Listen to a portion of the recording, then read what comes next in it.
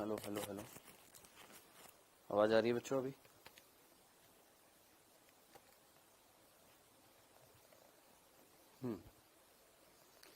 कैसे हो आप सभी? ठीक है, वेल डन दिव्यांशु, बहुत ही बढ़िया।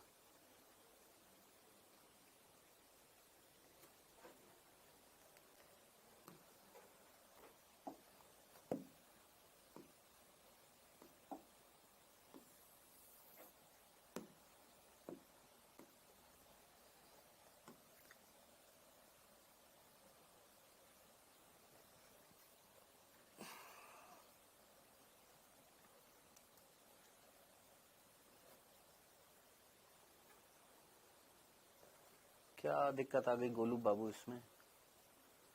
ड्यूटेरोमाइसिटीज के सदस्यों में अगर लैंगिक अवस्था खोज ली जाएगी तो उसके बाद डिसाइड किया जाएगा कि उनको हम एस्कोमाइसिटीज में रखेंगे कि बेसिडियोमाइसिटीज में रखेंगे। इसमें क्या समझ में नहीं आया भाई तुमको? केवल एस्कोमाइसिटीज में थोड़ी ना रखेंगे, एस्कोमाइसिटीज या बेसिडियोमाइसिटीज इसमें चेकआउट किया जाएगा।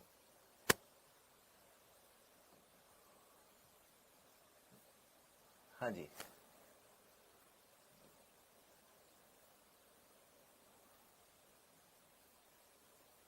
चलो ओके बेटा, थोड़ा सा आवाज स्लो रहेगी, ठीक है? फ्लो बनेगा तो आवाज भी तेज हो जाएगी। ठीक है, आइए बेटा, तो हमारा अध्याय है, अध्याय का नाम है श्वसन और गैसों का विनिमय। आई होप आप में से कई बच्चों ने इसको पढ़ा होगा, कईयों ने एक लेक्चर निपटाया होगा, हो सकता है कईयों ने 2 निपटा दिए हो सकता है कईयों ने 3 भी निपटा दिए हो, ठीक है, हो सकता है। ठीक है, तो आइए शुरुआत करते हैं श्वसन और गैसों के विनिमय की। श्वसन और गैसों के विनिमय की जब हम शुरुआत करते हैं तो सबसे पहले यहाँ पर जो हमारा जो चैप्टर है उसको 7 भागों में बांटा गया है। सबसे पहले परिचय, श्वसन अंग, श्वसन की क्रियाविधि या संवातन की क्रियाविधि, गैसों का विनिमय, गैसों का परिवहन, श्वसन का नियमन और श्वसन के विकार। इस तरीके से ये चीज समझाई हुई है। ठीक है जी, सबसे पहले यहाँ पर परिचय में जो चीजें यहाँ पर बता रखी हैं, बहुत सीधी सीधी चीज यहाँ पर समझाइए। श्वसन क्या होता है?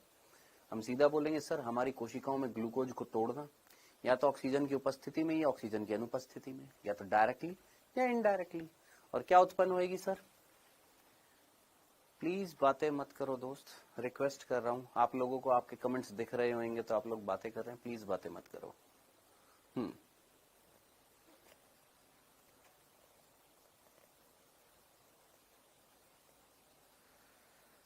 अरे गोलू बाबू ए सेक्सुअल,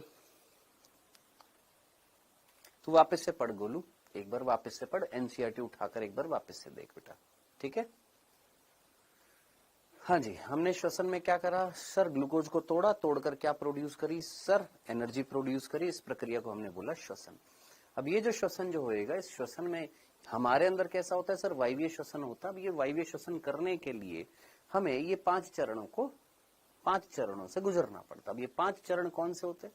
श्वसन का मतलब क्या होता है? जहां पर हम ग्लूकोज को तोड़ रहे हैं, हमारे अंदर बात करें तो हमारे अंदर ऑक्सीजन की उपस्थिति में तोड़ेंगे तो जनाब ये सारी चीजें बनेंगी और एनर्जी बनेगी। ठीक है, नेक्स्ट देखो, जितनी बातें करनी है बातें कर लो। प्रियंका, मीणा, सचिन, यादव, जुल्फी शेख, आदित्य प्रताप, जेबा, थोड़ा सा कॉमन सेंस रखो और थोड़ा सा दिमाग लगाओ। जब मैं यहाँ पर पढ़ा रहा हूं तो बिना फालतू में कमेंट क्यों कर रहे हो? समझना चाहिए ना कि सामने वाले की तबीयत खराब है। बिना फालतू में सर पूरा पढ़ाओगे, सर अधूरा पढ़ाओगे, सर आउट ऑफ एनसीईआरटी पढ़ाओगे, ऐसा पढ़ाओगे, वैसा पढ़ाओगे। अबे तुम्हें पढ़ने से मतलब है कि नहीं है? तुमने अगर लेक्चर देखा हो, तुमसे बोला था कि दोनों लेक्चर देख लेना, अगर तुमने वो लेक्चर देखे हो तो उसमें जो आउट ऑफ एनसीईआरटी आप नेग्लेक्ट कर सकते हो, जो एनसीईआरटी बेस्ड है वो पढ़ सकते हो ना। अभी तक ये चीजें पार नहीं पढ़ रहे हो तुम लोग, हैं? मूर्खता वाली हरकतें मतलब अभी भी कंटिन्यूसली चल रही हैं। अब तो टाइम आ गया है, नजदीक आ गया, अभी भी यही वाली हरकतों से बाज नहीं आ रहे हो। थोड़ा सा तो कॉमन सेंस रखो यार, क्या करोगे फिर आगे चलकर? श्वसन, जिसमें हम क्या कर रहे हैं? ग्लूकोज को तोड़ रहे हैं ऑक्सीजन की उपस्थिति में, ताकि क्या मुक्त हो सके सर? ऑक्सीजन, ऊर्जा मुक्त हो सके, उस प्रक्रिया को हम बोल रहे हैं श्वसन। अब श्वसन करने के लिए 5 चरण है। कौन से 5 चरण है? सबसे पहले है सर, ऑक्सीजन जो है वो ऑक्सीजन वातावरण से हमारे फेफड़ों में जाएगी। हाँ सर। फेफड़ों से ऑक्सीजन हमारे रक्त में आएगी। हाँ सर। रक्त से बहते हुए हमारी कोशिकाओं के पास जाएगी, हाँ सर। फिर कोशिकाओं के अंदर उस ऑक्सीजन को यूज में ले लिया जाएगा, क्या करने के लिए सर? ग्लूकोज को तोड़ने के लिए। कैसे तोड़ा जाएगा? ये वाली जो विधि जो होती है इसको हम बोलते हैं कोशिकीय श्वसन। ये हम पढ़ते हैं कौन से चैप्टर में? ये पादपों के अंदर जो श्वसन चैप्टर है उसमें पढ़ते हैं। तो अगर 5 स्टेप्स देखे, ऑक्सीजन वातावरण से किस में गई? फेफड़े, फेफड़े से रक्त, रक्त का परिवहन, परिवहन होते हुए कोशिका, कोशिका के अंदर ग्लूकोज को तोड़कर एटीपी बना दी। अब जब ग्लूकोज को तोड़ा तो क्या बनी सर? ग्लूकोज को तोड़ा तो एटीपी तो बनी, साथ ही साथ कार्बन डाइऑक्साइड भी बनी। अब वो जो कार्बन डाइऑक्साइड है वो हमारे कोशिका में बनी है। फिर वो कोशिका से होते हुए जो कार्बन डाइऑक्साइड जो होगी, उस कार्बन डाइऑक्साइड जो जिसको हमने श्वसन में उत्पन्न किया था, वो कार्बन डाइऑक्साइड जो है कोशिका से रक्त में डाली गई। रक्त उसको लेकर आया, रक्त ने परिवहन करके कहां लेकर आया? फेफड़ों में लेकर आया, फेफड़ों से हमने वातावरण में छोड़ दी है। तो इस प्रकार ऑक्सीजन का और कार्बन डाइऑक्साइड का एक्सचेंज भी हो रहा है, परिवहन भी हो रहा है, आदान प्रदान भी हो रहा है। ऑक्सीजन यूज में आ रही है, कार्बन डाइऑक्साइड एक उत्सर्जी पदार्थ के रूप में बन रही है।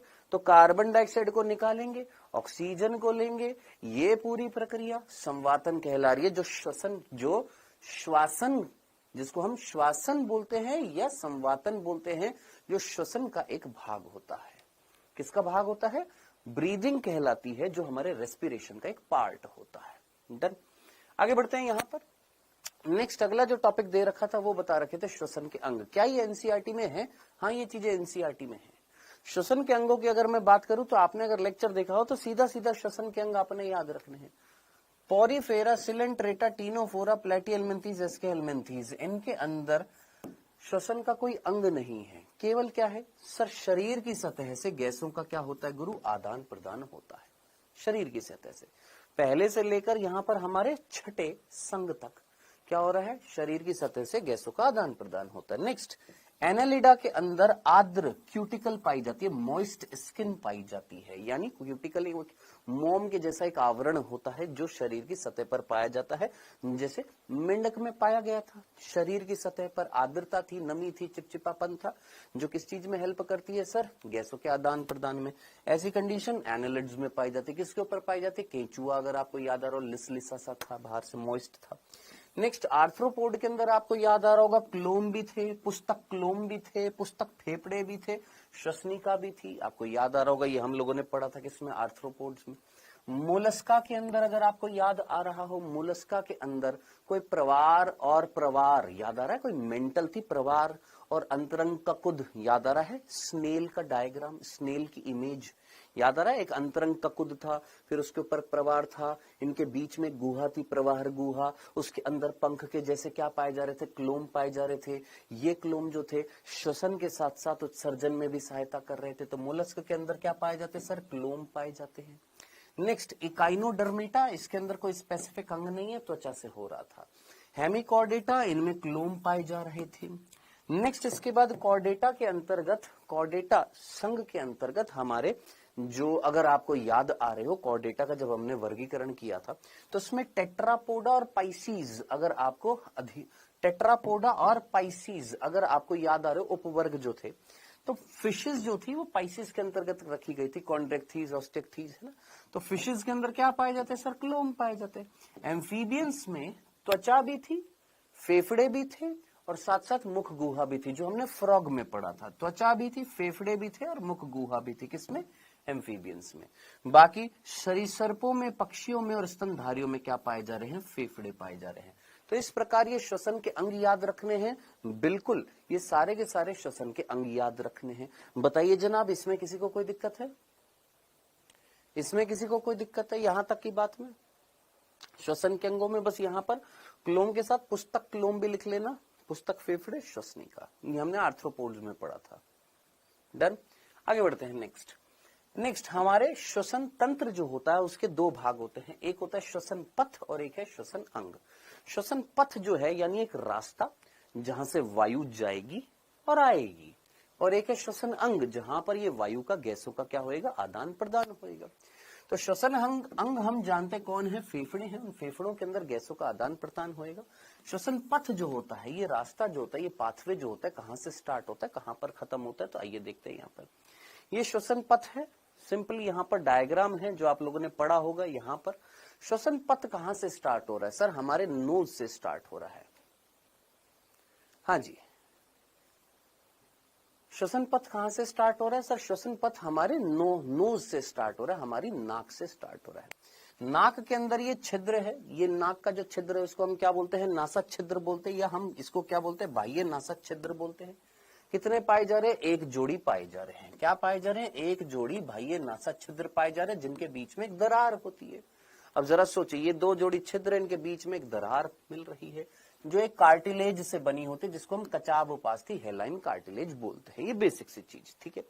अब ये अंदर जाती है वायु, तो वायु सबसे अंदर जब जाती है तो अंदर जाकर 3 क्षेत्र पाए जाते हैं। सबसे पहला ये वाला क्षेत्र जो है, इस क्षेत्र को हम क्या बोलते हैं? प्रघाण क्षेत्र बोलते हैं, वेस्टिबुलर रीजन बोलते हैं, जिसके अंदर 2 चीजें पाई जाती हैं। एक पाए जाते हैं बाल, जो छोटे छोटे बाल होते हैं, और एक पाई जाती है श्लेष्मा ग्रंथि। 2 चीजें पाई जाती है। कौन कौन पाई जाती है? एक बाल पाए जाते हैं और एक श्लेष्मा ग्रंथि पाई जाती है। इस क्षेत्र का नाम है वेस्टिबुलर रीजन। अब श्लेष्मा ग्रंथि क्या निकालेंगे सर? श्लेष्मा। और बाल क्या करेंगे? जो भी रोगाणु, जो भी धूल के कण आएंगे उनको क्या करेंगे सर? फिल्टर करने का काम करेंगे। यानी ये वाला क्षेत्र जो होता है, प्रघाण क्षेत्र जो होता है, इसका कार्य क्या होता है? जो भी धूल के कण आ रहे हैं उनको क्या करना सर? फिल्टर करना, निःसंद करना। नेक्स्ट, इसके बाद ये वाला भाग जो आपको, सबसे बड़ा भाग जो आपको यहां पर दिखाई दे रहा है, इस भाग का नाम है श्वसन क्षेत्र। नेक्स्ट, सेकंड जो भाग है उसका नाम है श्वसन क्षेत्र। पहला जो क्षेत्र था उसका नाम था प्रघाण क्षेत्र, जिसको हमने इंग्लिश में बोला वेस्टिबुलर रीजन। दूसरा है श्वसन क्षेत्र। अब श्वसन क्षेत्र इंपॉर्टेंट होता है। क्यों इंपॉर्टेंट होता है? क्योंकि इस श्वसन क्षेत्र के अंदर क्या पाई जाती है? कूट स्तरित, याद रखना, कूट स्तरित पक्षमाभि स्तंभाकार ग्रंथिल उपकला। ये पहले प्रश्न पूछा जाता था, अभी भी क्वेश्चन पूछा जा सकता है, याद रखना। क्या पाई जा रही है सर? कूट स्तरित सिलिएटेड कॉल्यूमिनर एपिथेलियम। अब सर ये क्या है? ये क्या है? ये क्या है? ये समझ में नहीं आता सर। ये आपने उस लेक्चर में भी नहीं बताया होगा। क्यों? क्योंकि ये क्यों नहीं बताया होगा? क्योंकि ये मैंने उनको कहां पर पढ़ाया था? ये मैंने उनको वहां पर पढ़ाया था जब उन्होंने प्राणी ऊतक पढ़ा था। प्राणी ऊतक भी डिटेल में पढ़ा था, वहां पर ये चीज बताई थी। अब ये कूट स्तरित पक्षमाभि स्तंभाकार ग्रंथिल उपकला का मतलब क्या है? पहले तो ये सोचो, ये स्तंभाकार है। स्तंभाकार का मतलब क्या होगा कि भैया यहाँ पर जो कोशिकाएं होंगी वो कैसी होंगी सर? स्तंभाकार होंगी। ठीक है सर, इतनी सी बात समझ में आ गई है। नेक्स्ट, ग्रंथिल उपकला का मतलब क्या होगा सर? ग्रंथिल उपकला का मतलब होगा कि यहाँ पर ये कोशिका ग्रंथि की तरह कार्य कर रही है, यानी कुछ ना कुछ क्या करेंगी सर? स्त्रावित करेंगी। तो ग्रंथिमय का मीनिंग समझ में आ गया, स्तंभाकार का मीनिंग समझ में आ गया। अब इनके ऊपर क्या होगा सर? पक्षमाभ पाया जाएगा। क्या पाए जाएंगे इनके ऊपर? पक्षमाभ पाए जाएंगे, ये भी समझ में आ गया। नाउ ये क्या है सर? ये कूट स्तरित का मतलब क्या होता है? ये कूट स्तरित का मतलब क्या होता है? देखिए, कूट स्तरित का मतलब ये होता है, आपको ये सिंगल लेयर दिखाई दे रही है ना, ये सेल्स की कितनी लेयर दिखाई दे रही है? सिंगल ना। अगर मैं आपसे बोलूं कि जरा देखना एक बार,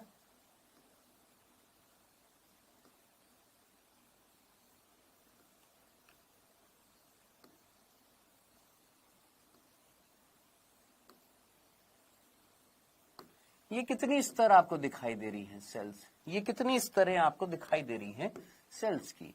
आप सीधा बोलेंगे सर यहां पर हमको देखने पर ऐसा लग रहा है जैसे डबल लेयर दिखाई दे रही है।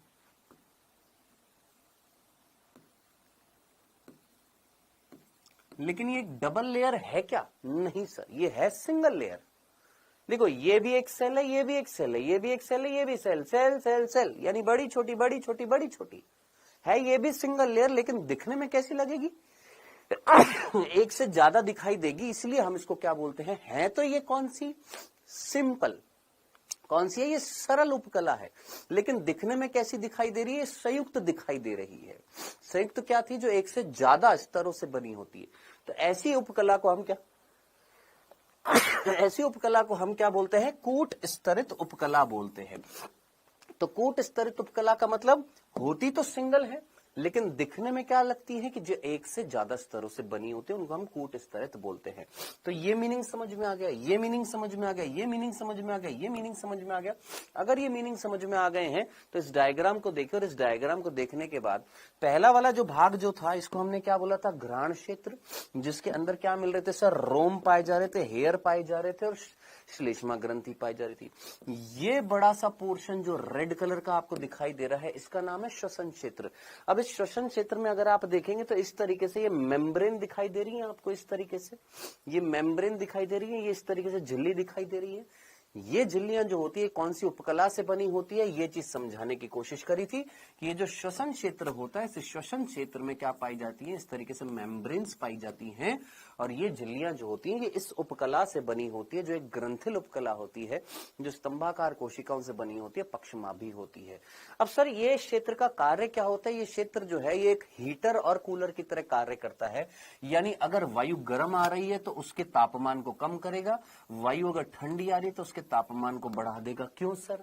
क्योंकि ये हमारा शरीर कैसा होता है, समतापी होता है कि नहीं होता। समतापी का मतलब जो अपने शरीर के तापमान को रेगुलेट करते हैं उनको हम होम्योथर्मल बोलते हैं। अगर बाहर वायु ठंडी अगर अंदर जाएगी तो हमारे शरीर पर उसका दुष्प्रभाव पड़ेगा, तो उसको वायु के तापमान को बढ़ाने का काम ये करेगा, वायु के तापमान को घटाने का काम ये करेगा। तो ये क्षेत्र जो होता है ये एयर की कंडीशनिंग करता है, ये वायु का नियमन करता है, इसको हम बोलते हैं श्वसन क्षेत्र। नेक्स्ट, इसके बाद वाला क्षेत्र जो होता है ये ऊपर की तरफ, ये वाला क्षेत्र जो होता है इसको हम बोलते हैं घ्राण क्षेत्र। पहला वाला कौन सा था, प्रघ्राण क्षेत्र था, वेस्टिबुलर रीजन था। ये वाला जो है इसको हम क्या बोलते हैं, ऑल्फैक्टरी रीजन, घ्राण क्षेत्र बोलते हैं। अब सर ये कौन सा क्षेत्र है बेटा, ये वो क्षेत्र है जहां पर एक उपकला पाई जाती है जिसका नाम होता है श्नीडेरियन झिल्ली। और ये झिल्ली जो होती है ये सूंघने से संबंधित होती है। अगर आपने देखा हो कि अगर आप कहीं से गुजर रहे हो और आपको अच्छी अच्छी स्मेल आ रही है या बुरी बुरी स्मेल आ रही है, तो वो जो संवेदनाएं हैं, वो जो सुगंधित या दुर्गंधित कण जो आपके अंदर जा रहे हैं वो इसी झिल्ली से टकराते हैं। इस झिल्ली से तंत्रिका जुड़ी होती है और ये तंत्रिकाएं जो हैं संदेश लेकर जाती है हमारे मस्तिष्क के पास में। तो इस तरीके से स्टार्टिंग का पोर्शन था किसका, हमारे श्वसन पथ का। तो वायु जो है वो कहां से आई सर, सबसे पहले वायु जो है वो हमारे नासा गुहा में आई है। नासा गुहा के अंदर यानी नेजल कैविटी के अंदर, यानी नाक के अंदर जो खाली जगह है उसमें सबसे पहले कौन से क्षेत्र में आई, प्रघ्राण क्षेत्र में। फिर उसके बाद प्रघ्राण क्षेत्र से श्वसन क्षेत्र में, श्वसन क्षेत्र से हमारे घ्राण क्षेत्र में, और फिर यहां से इसके बाद कहां जाएगी सर, इसके बाद जो है ये यहां से फिर आगे किस में जाएगी सर, फेरिंग्स में, ग्रसनी में। अब आगे की चीज जो है वो मैंने आपको कहां पर पढ़ाई थी, याद करिए। मैंने आपको बताया था कि बच्चों याद रखना ये बाद में भी आएगी चीज। अगर आपको याद आ रहा हो, वायु जो है यहां से होती हुई नासा गुहा से होती हुई इस जगह पर आ रही है। क्या ये ग्रसनी थी या नहीं थी, याद कर। हमने बोला था ग्रसनी वो भाग है जो ऊपर चलकर दो भागों में बंटती है, जो नाक की तरफ जाती है नासा ग्रसनी, जो मुख की तरफ होती है मुख ग्रसनी। मुख गुहा किसमें खुलती है, मुख ग्रसनी में। नासा गुहा किसमें खुलती है, नासा ग्रसनी में। दोनों ग्रसनी मिलकर क्या बनाती है, कॉमन ग्रसनी। ये ग्रसनी वो भाग है जो भोजन और वायु के लिए कॉमन पथ होता है। अब इस ग्रसनी के नीचे क्या होती है, दो नलिकाएं होती है, और याद कर ये थी अधर की तरफ और ये थी पृष्ठ की तरफ। पृष्ठ की तरफ जो नलिका है वो पाचन से संबंधित नलिका, जिसको हमने क्या बोला था, ग्रसिका। ग्रसिका का छिद्र अगर आपको याद आ रहा हो, जिसको हमने बोला था गुलेट। और अधर की तरफ जो नलिका है ये श्वसन से संबंधित है। इस नलिका का ऊपरी भाग क्या कहलाता है, कंठ कहलाता है, लैरिंग्स। इस कंठ का छिद्र क्या कहलाता है, ग्लोटिस। उस ग्लोटिस के ऊपर एक ढक्कन होता है जिसका नाम होता है एपिग्लोटिस कंठ छद। भोजन को जब हम निकलते तो भोजन यहां ना चला जाए तो ये कंठ छद इसको क्या कर देता है, बंद कर देता है। क्या ये चीज नहीं बताई थी, बताई थी ना, ये चीजें बताई थी ना, समझाई थी ना, बस सिंपल सी बातें हैं।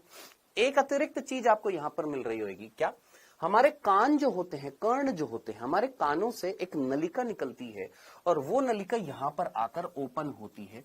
इस नलिका का नाम होता है क्या, यूस्टेकियन नलिका। ये यूस्टेकियन नलिका जो होती है ये कहां से आ रही है, हमारे कान से, कर्ण से होते हुए कहां पर आती है, हमारी इस ग्रसनी में आती है। ये मध्य कर्ण से होते हुए किसमें आती है, ग्रसनी में। कौन सी, नासा ग्रसनी में। आपने कई बार फील किया होगा, कई बार आप रोड पर चल रहे या बस पर चल रहे, एकदम से कान जो है बंद हो जाते हैं। फील किया होगा कभी ना कभी। तो वो कान बंद क्यों हो रहे हैं? वायु के दाब के कारण। वो वायु के दाब को मेंटेन करने का काम कौन करता है? सर ये नलिका करती है। तो ये जो नलिका जो होती है ये वायु के प्रेशर को मेंटेन करने का काम करती है। किसमें? हमारे कान के अंदर। तो ये वायु की ये जो नलिका जो होती है ये हमारे कर्ण को, किसको? हमारे कान को किससे जोड़ती है? नासाग्रसनी से जोड़ती है, याद रखिएगा। नेक्स्ट, तो भैया श्वसन पथ की बात करें तो वायु कहां से कहां गई? सर नासा मार्ग से होते हुए ग्रसनी में आ गई। ग्रसनी में नासा ग्रसनी और मुख ग्रसनी है। ग्रसनी से होते हुए किस में जाएगी? सर कंठ में जाएगी। अब कंठ की अगर जब हम बात करते हैं, किसकी बात करते हैं? कंठ की बात करते हैं। तो ये भी इमेज आप लोगों ने देख ली होगी इस तरीके से। ये हमारी एपिग्लॉटिस है, ये इस तरीके से बंद हो जाएगी तो भोजन किस में चला जाएगा? भोजन पीछे वाली नलिका में चला जाएगा, जो कौन है? हमारी ईसोफेगस है। और यहाँ जो है, यहाँ वायु आती है। ये कंठ छद आपको दिखाई दे रहा होगा, ये इस तरीके से बंद कर देता है किसको? ये जो ढक्कन जो आपको यहाँ पर दिखाई दे रहा है, दिस इज एपिग्लॉटिस। ये और ये जो है ये ग्लॉटिस होता है, ये वाला भाग ग्लॉटिस होता है, ये ग्लॉटिस है, ये छेद। और ये एपिग्लॉटिस ग्लॉटिस को क्या कर देता है? बंद कर देता है। ठीक है, भोजन जो है सीधा फूड पाइप में जाता है।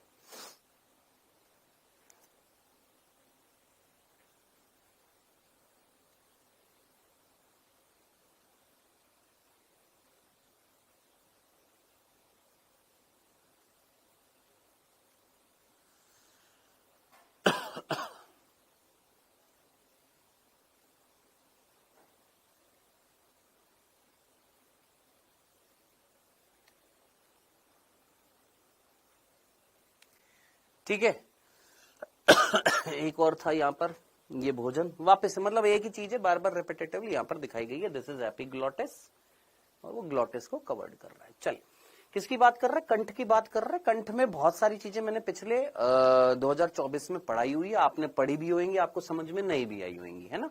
तो यहाँ पर जो सिर्फ समझने लायक चीज जो थी बस वो इतनी सी थी कि हमारा कंठ जो होता है उसी को हम क्या बोलते हैं? साउंड बॉक्स बोलते हैं। उसको हम क्या बोलते हैं? ध्वनि पेटिका बोलते हैं। हम ध्वनि पेटिका क्यों बोलेंगे? क्योंकि ध्वनि उत्पन्न होएगी किसमें? इस कंठ में। ध्वनि कैसे उत्पन्न होएगी भैया? आपने गिटार देखा, उसमें तार होती है, वैसे ही हमारा ये जो कंठ जो होता है इसके अंदर वायर होती है। अब उस वायर से जब हवा टकराएगी तो वो वाइब्रेट होगी, और वाइब्रेट होगी तो साउंड जनरेट होगी। ठीक है, ये जो कंठ जो होता है ये कंठ सिकुड़ सकता है। तो सिकुड़ने से बचाने के लिए इस कंठ के चारों तरफ क्या पाई जाती है? उपास्थियां पाई जाती है। सर समझ नहीं आया? सर हम यूस्टेकिन वाल्व से एयर ले सकते हैं? नहीं बेटा, यूस्टेकिन वाल्व के अंदर फ्लूइड भरा होता है, कैसे एयर लोगे मेरे भाई? साउंड ट्रांसफर हो रही है ना वेव्स की फॉर्म में, एयर ट्रांसफर थोड़ी ना हो रही है, साउंड वेव्स की फॉर्म में ट्रांसफर हो रही है। अजीत सिंह, हाँ जी।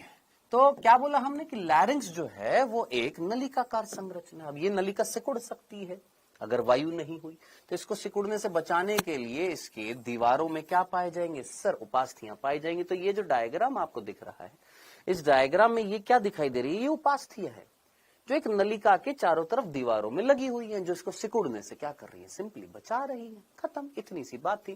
तो लैरिंक्स कंठ जो है वो साउंड बॉक्स है, ध्वनि पेटिका है, जो किससे बना हुआ? उपास्थि में संरचनाओं से बना हुआ। 5 प्रकार की यहाँ पर उपास्थि है। कितनी प्रकार की उपास्थि है? 5। सुमति कुमारी, अगर एक और कमेंट आया मैं तुम्हारे क्लास से बाहर भगा दूंगा, समझ में आया ना सुमति कुमारी? 5 प्रकार की यहाँ पर उपास्थि है। ये 5 प्रकार की उपास्थियों के आपको नाम याद रखने की जरूरत नहीं है, जो यहाँ पर मेंशन है। एक थायराइड है, क्रिकॉइड है, कैरेटिनॉइड है, सेंटोर्नी है, क्यूनिफॉर्म है। ये याद रखने की जरूरत नहीं है, एक याद रख लेना बस, इतना सा। कौन सा? एक। वो एक है ये वाला, जो सबसे बड़ा आपको कार्टिलेज जो दिखाई दे रहा है उसका नाम है थायराइड कार्टिलेज। ये सबसे बड़ी कार्टिलेज होती है, सबसे बड़ी उपास्थि होती है, जिसका नाम होता है थायराइड कार्टिलेज। ये कार्टिलेज जो होता है ये क्या करता है? ये मेल्स में क्या होता है सर? बढ़ जाता है। मेल्स में क्या हो जाता है? फूल जाता है। अब फुलाने के लिए रिस्पॉन्सिबल कौन होता है? बड़ा करने के लिए रिस्पॉन्सिबल कौन होता है? टेस्टोस्टेरोन। मेल्स में जब ये बढ़ जाता है, मेल्स में जब ये बढ़ जाता है तो इसको हम क्या बोलते हैं? एडम्स एप्पल बोलते हैं। तो यही वाला है, ये वाला कार्टिलेज है, ये वाला थायराइड कार्टिलेज, जो मेल्स के अंदर बड़ा होता है, एनलार्ज हो जाता है, एक्सटेंड हो जाता है, जिसकी वजह से साउंड जो है उसकी फ्रीक्वेंसी क्या हो जाती है? कम नहीं होती, बढ़ जाती है। जैसे हम सिंपली बात करें, एक आपने बांसुरी देखी है और एक आपने भोंपू देखा होगा। ये भोंपू है और ये बांसुरी है। बांसुरी से तीखी आवाज निकलती कि भोंपू से तीखी आवाज निकलती है? सर बांसुरी से।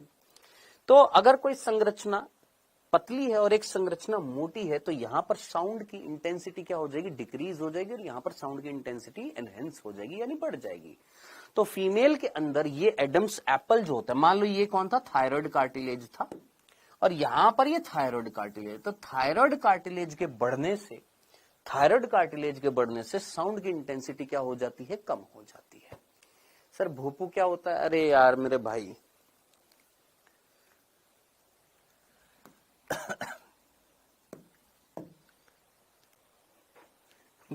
बांसुरी को आगे से बड़ा कर दिया है, ठीक है। ठीक है, तो यही चीज यहां पर समझाने की कोशिश की। साउंड जो होती है, उस साउंड को किसने प्रोड्यूस किया? सर लैरिंग्स जो होते हैं, कंठ जो होते हैं, वो तो साउंड को प्रोड्यूस कर देते हैं, लेकिन उस साउंड को फिर स्पीच में कन्वर्ट कर, जैसे मैंने बोला ये क्या हो गई? ये साउंड है। मैंने बोला आजा इधर आजा, ये क्या हो गई? स्पीच हो गई है। यानी एक साउंड को कन्वर्ट कर दिया किसमें? स्पीच में। तो स्पीच में कन्वर्ट करने का काम कौन करता है? सर मेल्स में मिलती है। ऑब्वियसली बात है बेटा, ये एडम्स एप्पल किसमें मिलेगा? ये एडम्स एप्पल जो होता है, जो मैंने अभी अभी आपको बताया, ये एडम्स एप्पल किसमें पाया जाता है? मेल्स में पाया जाता है। ये एनलार्जमेंट जो होता है, ये किसमें पाया जाता है? मेल्स में पाया जाता है, ठीक है। ये जो 5 प्रकार की स्थिति, उसमें एडम्स एप्पल किसमें पाया जाता है? मेल्स में पाया जाता है, फीमेल्स में नहीं। ये द्वितीय लैंगिक लक्षण होता है किसका? नर का। हाँ, कई बार फीमेल्स में भी ऐसा होता है, फीमेल्स की आवाज भी भारी हो जाती है। वो क्यों भारी हो जाती है? क्योंकि फीमेल्स के अंदर भी नर लैंगिक हार्मोन जो है वो डेवलप होने लग जाता है। क्या फीमेल्स के अंदर भी टेस्टोस्टेरोन होता है? अल्प मात्रा में होता है। क्या मेरे अंदर एस्ट्रोजन होता है? बिल्कुल होता है। कहां पर होता है? हमारी ग्रंथि होती है जिसका नाम होता है एड्रीनल ग्लैंड। एड्रीनल ग्लैंड जो होती है वो रिस्पॉन्सिबल होती है, ठीक है जी। तो अभी इधर ध्यान से सुनना। साउंड तो प्रोड्यूस कर दी किसने? कंठ ने। कंठ ने तो ध्वनि उत्पन्न कर दी। उस ध्वनि को स्पीच में कन्वर्ट करने का काम कौन करते हैं? हमारे होठ, हमारी जीभ, हमारे गाल। ये होठ, जीभ और गाल ये रिस्पॉन्सिबल होते हैं किस चीज में कन्वर्ट करने के लिए? उसको स्पीच में कन्वर्ट करने के लिए। जीवा भी है, होठ अगर शर्ट हर्ट नहीं होंगे तो आगे नहीं होगी ना। गाल नहीं होंगे, जीव नहीं होगी, तो स्पीच में कन्वर्ट नहीं होएगा। अच्छा, इन चीजों को रेगुलेट कौन करता है? इन चीजों को रेगुलेट करने का काम कौन करता है? मस्तिष्क। मस्तिष्क में एक क्षेत्र होता है जिसका नाम होता है ब्रोका क्षेत्र, जो पाया जाता है प्रे मस्तिष्क में। तो क्या सर ये पढ़ने लायक है? सर हमको तो वो बता दो जो एनसीईआरटी में नहीं है। लेकिन बच्चों के अंदर क्यूरियोसिटी होती है कि सर कंठ ने तो साउंड प्रोड्यूस करी, उस साउंड को स्पीच में कौन कन्वर्ट करता है? सर ये चीजें, इनको कौन कंट्रोल करता है? हमारा ब्रेन। ब्रेन में कौन सा पार्ट? सेरिब्रम। सेरिब्रम के अंदर एक एरिया जिसका नाम होता है ब्रोका एरिया। अगर मैं राइट हैंडेड हूं तो मेरा लेफ्ट ब्रोका, ब्रोका एरिया कितने होंगे? 2 होंगे। 2 क्यों होंगे? क्योंकि ब्रोका एरिया किसमें पाया जा रहा है? प्रे मस्तिष्क। प्रे मस्तिष्क अगर तेरे को याद आ रहा हो, मैंने तेरे को बताया था हमारे प्रे मस्तिष्क कितने होते हैं? 2 होते हैं। अर्धगोलार्ध कितने थे? 2 थे। तो अगर मैं राइट हैंडेड हूं तो मेरा लेफ्ट अर्ध मस्तिष्क, लेफ्ट सेरिब्रम जो होगा उसका ब्रोका एरिया ज्यादा डेवलप्ड होता है। ये होता है हमारे अंदर, ये फीचर्स होता है। चलिए आगे बढ़ते हैं। तो भैया ये आपको याद रखने की जरूरत नहीं है, इनसे कोई क्वेश्चन नहीं पूछा जाएगा, मैं साफ साफ बोल देता हूं। अब इधर आ जाते हैं कि सर इसने साउंड कैसे प्रोड्यूस कर दी हमारे कंठ ने। तो कंठ के अंदर क्या पाई जाती है? सर ध्वनि क्या पाई जाती है? वोकल कॉर्ड पाई जाती है। कॉर्ड क्या होता है? अगर आपने कभी गिटार बजाया तो बोलता है ना ये कॉर्ड लगा लो, वो कॉर्ड लगा लो। तो कॉर्ड क्या है? सर तार ही तो है। स्पाइनल कॉर्ड क्या थी? सर रज्जू ही तो है, धागा ही तो है। तो इस तरीके से ये धागेदार संरचना है, ठीक है। अब यहां पर 2 प्रकार की कॉर्ड होती है, एक होती है फॉल्स वोकल कॉर्ड और एक होती है ट्रू वोकल कॉर्ड। दिखने में कैसी होती है? कुछ इस प्रकार से होती है जो आप यहां पर देख रहे हैं। ये है ट्रू वोकल कॉर्ड जो आपको दिखाई दे रही है, और यहां पर ये जो होती है पिंक कलर की होती है false vocal cord. Original diagram कुछ इस तरीके से है। ये पीले रंग की होती है हमारी ट्रू वोकल कॉर्ड, और इसके साइड में होती है ये पिंक कलर की होती है फॉल्स वोकल कॉर्ड। जो यहां पर FVF लिखा हुआ है फॉल्स वोकल कॉर्ड होती है, और TVF जो है ट्रू वोकल कॉर्ड होती है। अब यहां पर ये जो कॉर्ड जो है, या ये जो फिलामेंट जो है, यहां पर फॉल्स वोकल फिलामेंट बोल दिया, ट्रू वोकल फिलामेंट बोल दिया। फिलामेंटस स्ट्रक्चर है, फिलामेंट के रूप में मिल रही है। अब जब एयर आएगी, एयर जब हम बाहर निकालते हैं तो एयर इनसे टकराती है, इनसे, और ये क्या करते हैं, वाइब्रेट करते हैं, जिससे ध्वनि प्रोड्यूस होती है। तो ध्वनि प्रोड्यूस करने का काम कौन करती है, ट्रू वोकल कॉर्ड। तो फॉल्स वोकल कॉर्ड क्या करती है, इनको नमी देती है। नमी देंगी तो क्या होंगी सर, ये गीली रहेंगी, यानी सूखेंगी नहीं, क्योंकि चीज जब सूख जाती है तो फिर वो प्रॉपरली हिल नहीं पाएगी, वो उसके अंदर वाइब्रेशंस नहीं हो पाएगा। तो इनको नमी प्रदान करने का काम कौन करता है सर, ट्रू वोकल कॉर्ड करती है। सॉरी, फॉल्स वोकल कॉर्ड जो होती हैं, ट्रू वोकल कॉर्ड को नमी प्रदान करती हैं। यही चीज यहां पर मेंशन थी, जो यहां पर लिखी हुई थी। अब अगर आप एनसीईआरटी की लाइन देखें तो एनसीईआरटी में इतनी सी बात समझनी है कि कंठ जो है श्वसन मार्ग के साथ साथ ध्वनि उत्पादक अंग होता है, ध्वनि का उत्पादन करता है। इसके लिए इनमें दो जोड़ी वाक तंतु पाए जाते हैं, वोकल कॉर्ड पाई जाती है, वाक तंतु। जो वाक तंतु जो होती है, अग्र वाक तंतु जो होती है और मिथ्या वाक तंतु होती है, दो प्रकार की होती है। इनमें से जो फॉल्स वोकल कॉर्ड जो होती है वो ट्रू वोकल कॉर्ड को नमी देती है, जबकि ट्रू वोकल कॉर्ड जो होती है वो ध्वनि उत्पन्न करने का काम करती है। खत्म खल्लास। नेक्स्ट, अब कंठ से होते हुए वायु किस में जाएगी सर, श्वास नली में। ये कंठ है, अब इस कंठ से होते हुए वायु किस में जाएगी सर, श्वास नली में जाएगी, यानी श्वास नली जिसको हम क्या बोलेंगे सर, ट्रैकिया बोलेंगे। मैंने कहा आइए ये रहा, ये लैरिंग्स है, यानी ये कौन था, कंठ था। ये कंठ उपास्थि में संरचना है, क्या पाई जा रही है जनाब, यहाँ पर उपास्थियां पाई जा रही है। वायु यहां से नीचे आएगी, किस में आएगी सर, ट्रैकिया में आएगी। क्या सर ट्रैकिया में भी उपास्थियां पाई जाती है, हाँ जी बिल्कुल उपास्थियां पाई जाती है। अब कितनी उपास्थियां पाई जाती है, एक ही प्रकार की पाई जाती है, और वो सी शेप की होती है। कैसी होती है, सी शेप की। ये देखिए, ये इस तरीके की है, सी शेप की। अब सामने से कैसे दिखाई देगी सी शेप की, तो हमने बोल दिया ये इस तरीके से, इस तरीके से होती है। तो क्या ये पूर्ण उपास्थि में संरचना होगी कि अपूर्ण होगी सर, मान लो ये आपको दिखाई दे रही है, मान लो ये एक नलिका है और ये मेरा हाथ जो है ये एक उपास्थि है। अब ये उपास्थि अगर आप आगे से देखेंगे तो दिखाई देगा ना कि ये कवर कर रही है, हाँ सर लेकिन पीछे से देखेंगे तो क्या ये पूर्ण रूप से कवर्ड कर रही है, नहीं सर, आगे से दिख रही है। तो कैसी थी ये सर, सी शेप की थी, इस तरीके सी आकृति की थी, छल्लेदार होती है। तो ये ट्रैकिया को यानी श्वास नली को क्या करती है सर, कवर करती है। ठीक है जी, आगे बढ़े। अब जरा यहां पर बात कर लेते हैं, यहां पर ये हमारी किसकी बात करने वाले हैं, श्वास नली की। श्वास नली जो होती है, इस श्वास नली 12 से 15 सेंटीमीटर की इसकी क्या होती है गुरु, लंबाई होती है, और लगभग 2.5 सेंटीमीटर की इसकी क्या होती है, चौड़ाई होती है। क्या ये याद रखना है हाँ जी बिल्कुल याद रखना है। 12 से 15 सेंटीमीटर की इसकी लंबाई होती है और 2.5 सेंटीमीटर की इसकी चौड़ाई होती है। लगभग 15 से 20 इसके ऊपर क्या पाई जाती है, उपास्थियां पाई जाती हैं, जो कैसे आकार की होती है, सी आकार की होती है। ये है श्वास नली जो आपको यहाँ पर पिंक कलर की यहाँ पर दिखाई दे रही है। अब ये श्वास नली दो भागों में बट जाती है, दो नलिकाओं में बट जाती है। क्वेश्चन पूछा जाएगा, क्वेश्चन आपसे पूछा जाएगा कि ये श्वास नली जो है ये दो नलिकाओं में बढ़ती है, उन दो नलिकाओं का नाम क्या होता है। उन दो नलिकाओं को हम बोलते हैं प्राथमिक श्वसनी, प्राइमरी ब्रोंकाई या ब्रोंकस बोलते हैं। अब ये कहां पर बटती हैं, किसके सामने बटती है, तो मान लो अगर ये श्वास नली आ रही है और हमने बोला श्वास नली दो नलिकाओं में बट रही है, तो किसके सामने बट रही है, क्वेश्चन याद रखना पूछा गया है। ये हमारी पीछे रीढ़ की हड्डी है, कौन है ये, रीढ़ की हड्डी है। ये जो रीढ़ की जो हड्डी है, इस रीढ़ की हड्डी को हमने यहाँ पर 5 भागों में बांटा है। इस रीढ़ की हड्डी में यहाँ पर 7 हड्डियां हमारे गर्दन में होती है, जिसको हम क्या बोलते हैं, सर्विकल ग्रीवा। नेक्स्ट, वक्ष में कितनी होती है सर, 12 होती है, जिसमें से पांचवी वक्षीय 5th थोरेसिक जो होती है उसके सामने, यानी अगर मेरे मान लो यहाँ पर 5th थोरेसिक है तो उसके जस्ट सामने यहाँ पर, ठीक है, क्या होगी, मेरी श्वसनी जो है, सॉरी मेरी श्वास नलिका जो है दो भागों में क्या होगी, बटेगी। तो ये क्वेश्चन सीधा सीधा पूछा गया, तो याद रखना थोरेसिक 5th के सामने श्वास नलिका जो होती है वो किस में बढ़ती है, प्राथमिक श्वसनी में। ठीक है, अब ये प्राथमिक श्वसनी जो है क्या बनाती है सर, आगे चलकर जाल बनाती है।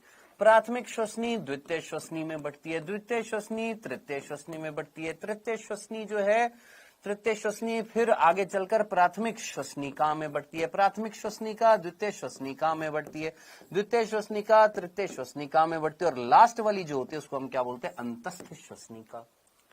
तो primary secondary tertiary bronchi, primary secondary tertiary bronchiole, इनका ल्यूमन जो होता है और छोटा होता हुआ जाता है।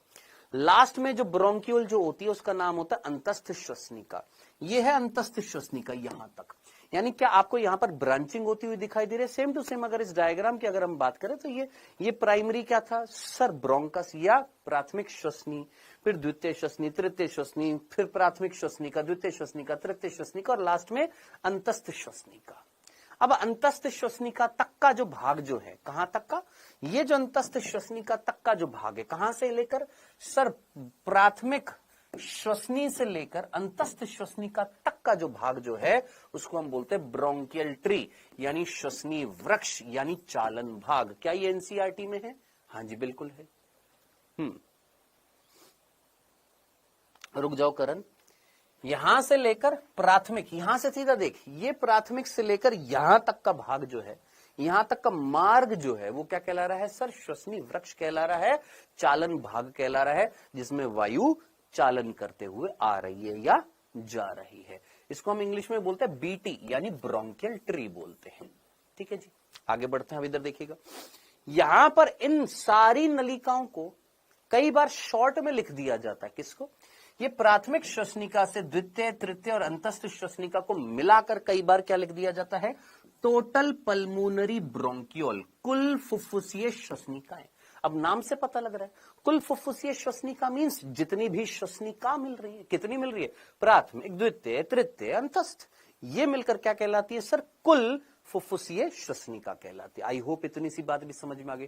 तो कई बार टीचर जो होता है वो क्या करता है कि सीधा लिख देता है क्या कि प्राथमिक श्वसनी, फिर द्वितीय, फिर तृतीय, फिर क्या लिख देता है? कुल फुफ्फुसीय श्वसनिका। कुल फुफ्फुसीय श्वसनिका कितनी है? प्राइमरी भी है, सेकेंडरी भी, टर्शरी भी, और फिर लास्ट में कौन सी होती है? अंतस्थ होती है। अब सर ये अंतस्थ श्वसनिका किसमें जाकर खुलेगी? यहां तक का भाग याद रखना है, इसको हम क्या बोलते हैं? चालन भाग बोलते हैं। नेक्स्ट, अब ये थी हमारी अंतस्थ श्वसनिका जो मैंने रेड कलर से अभी आपको यहां पर दिखाई थी लास्ट तक, अंतस्थ श्वसनिका। अब साहब ये अंतस्थ श्वसनिका जाकर खुल रही है एक और भाग में। दिस भाग इज कॉल्ड रेस्पिरेटरी ट्री। इस भाग को हम क्या बोलते हैं? रेस्पिरेटरी ट्री, आर्टरी बोलते हैं, श्वसन वृक्ष बोलते हैं।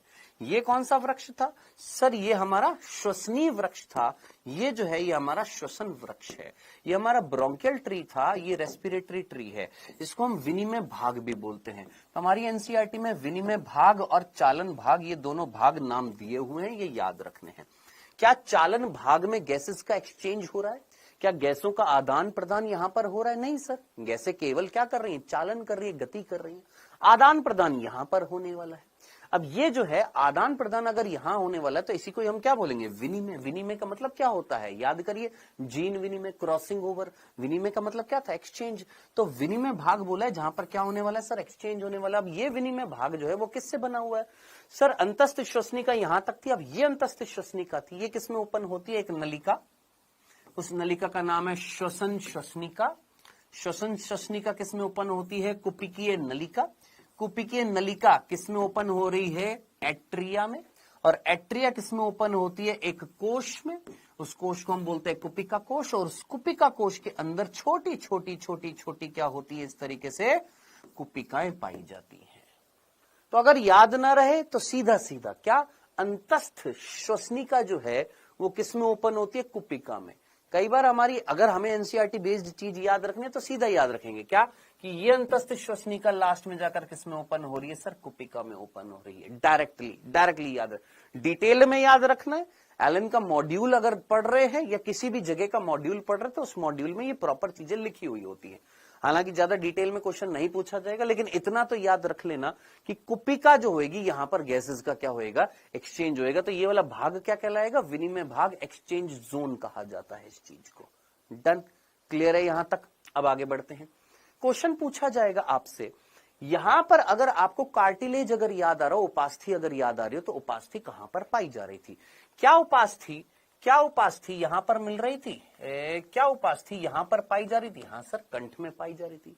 क्या उपास्थि श्वास नलिका में पाई जाएगी? हाँ सर, जो श्वास नलिका है इसमें भी उपास्थि पाई जा रही है। कैसी है सर? अपूर्ण है, सी शेप की, रिंग शेप, सी शेप है।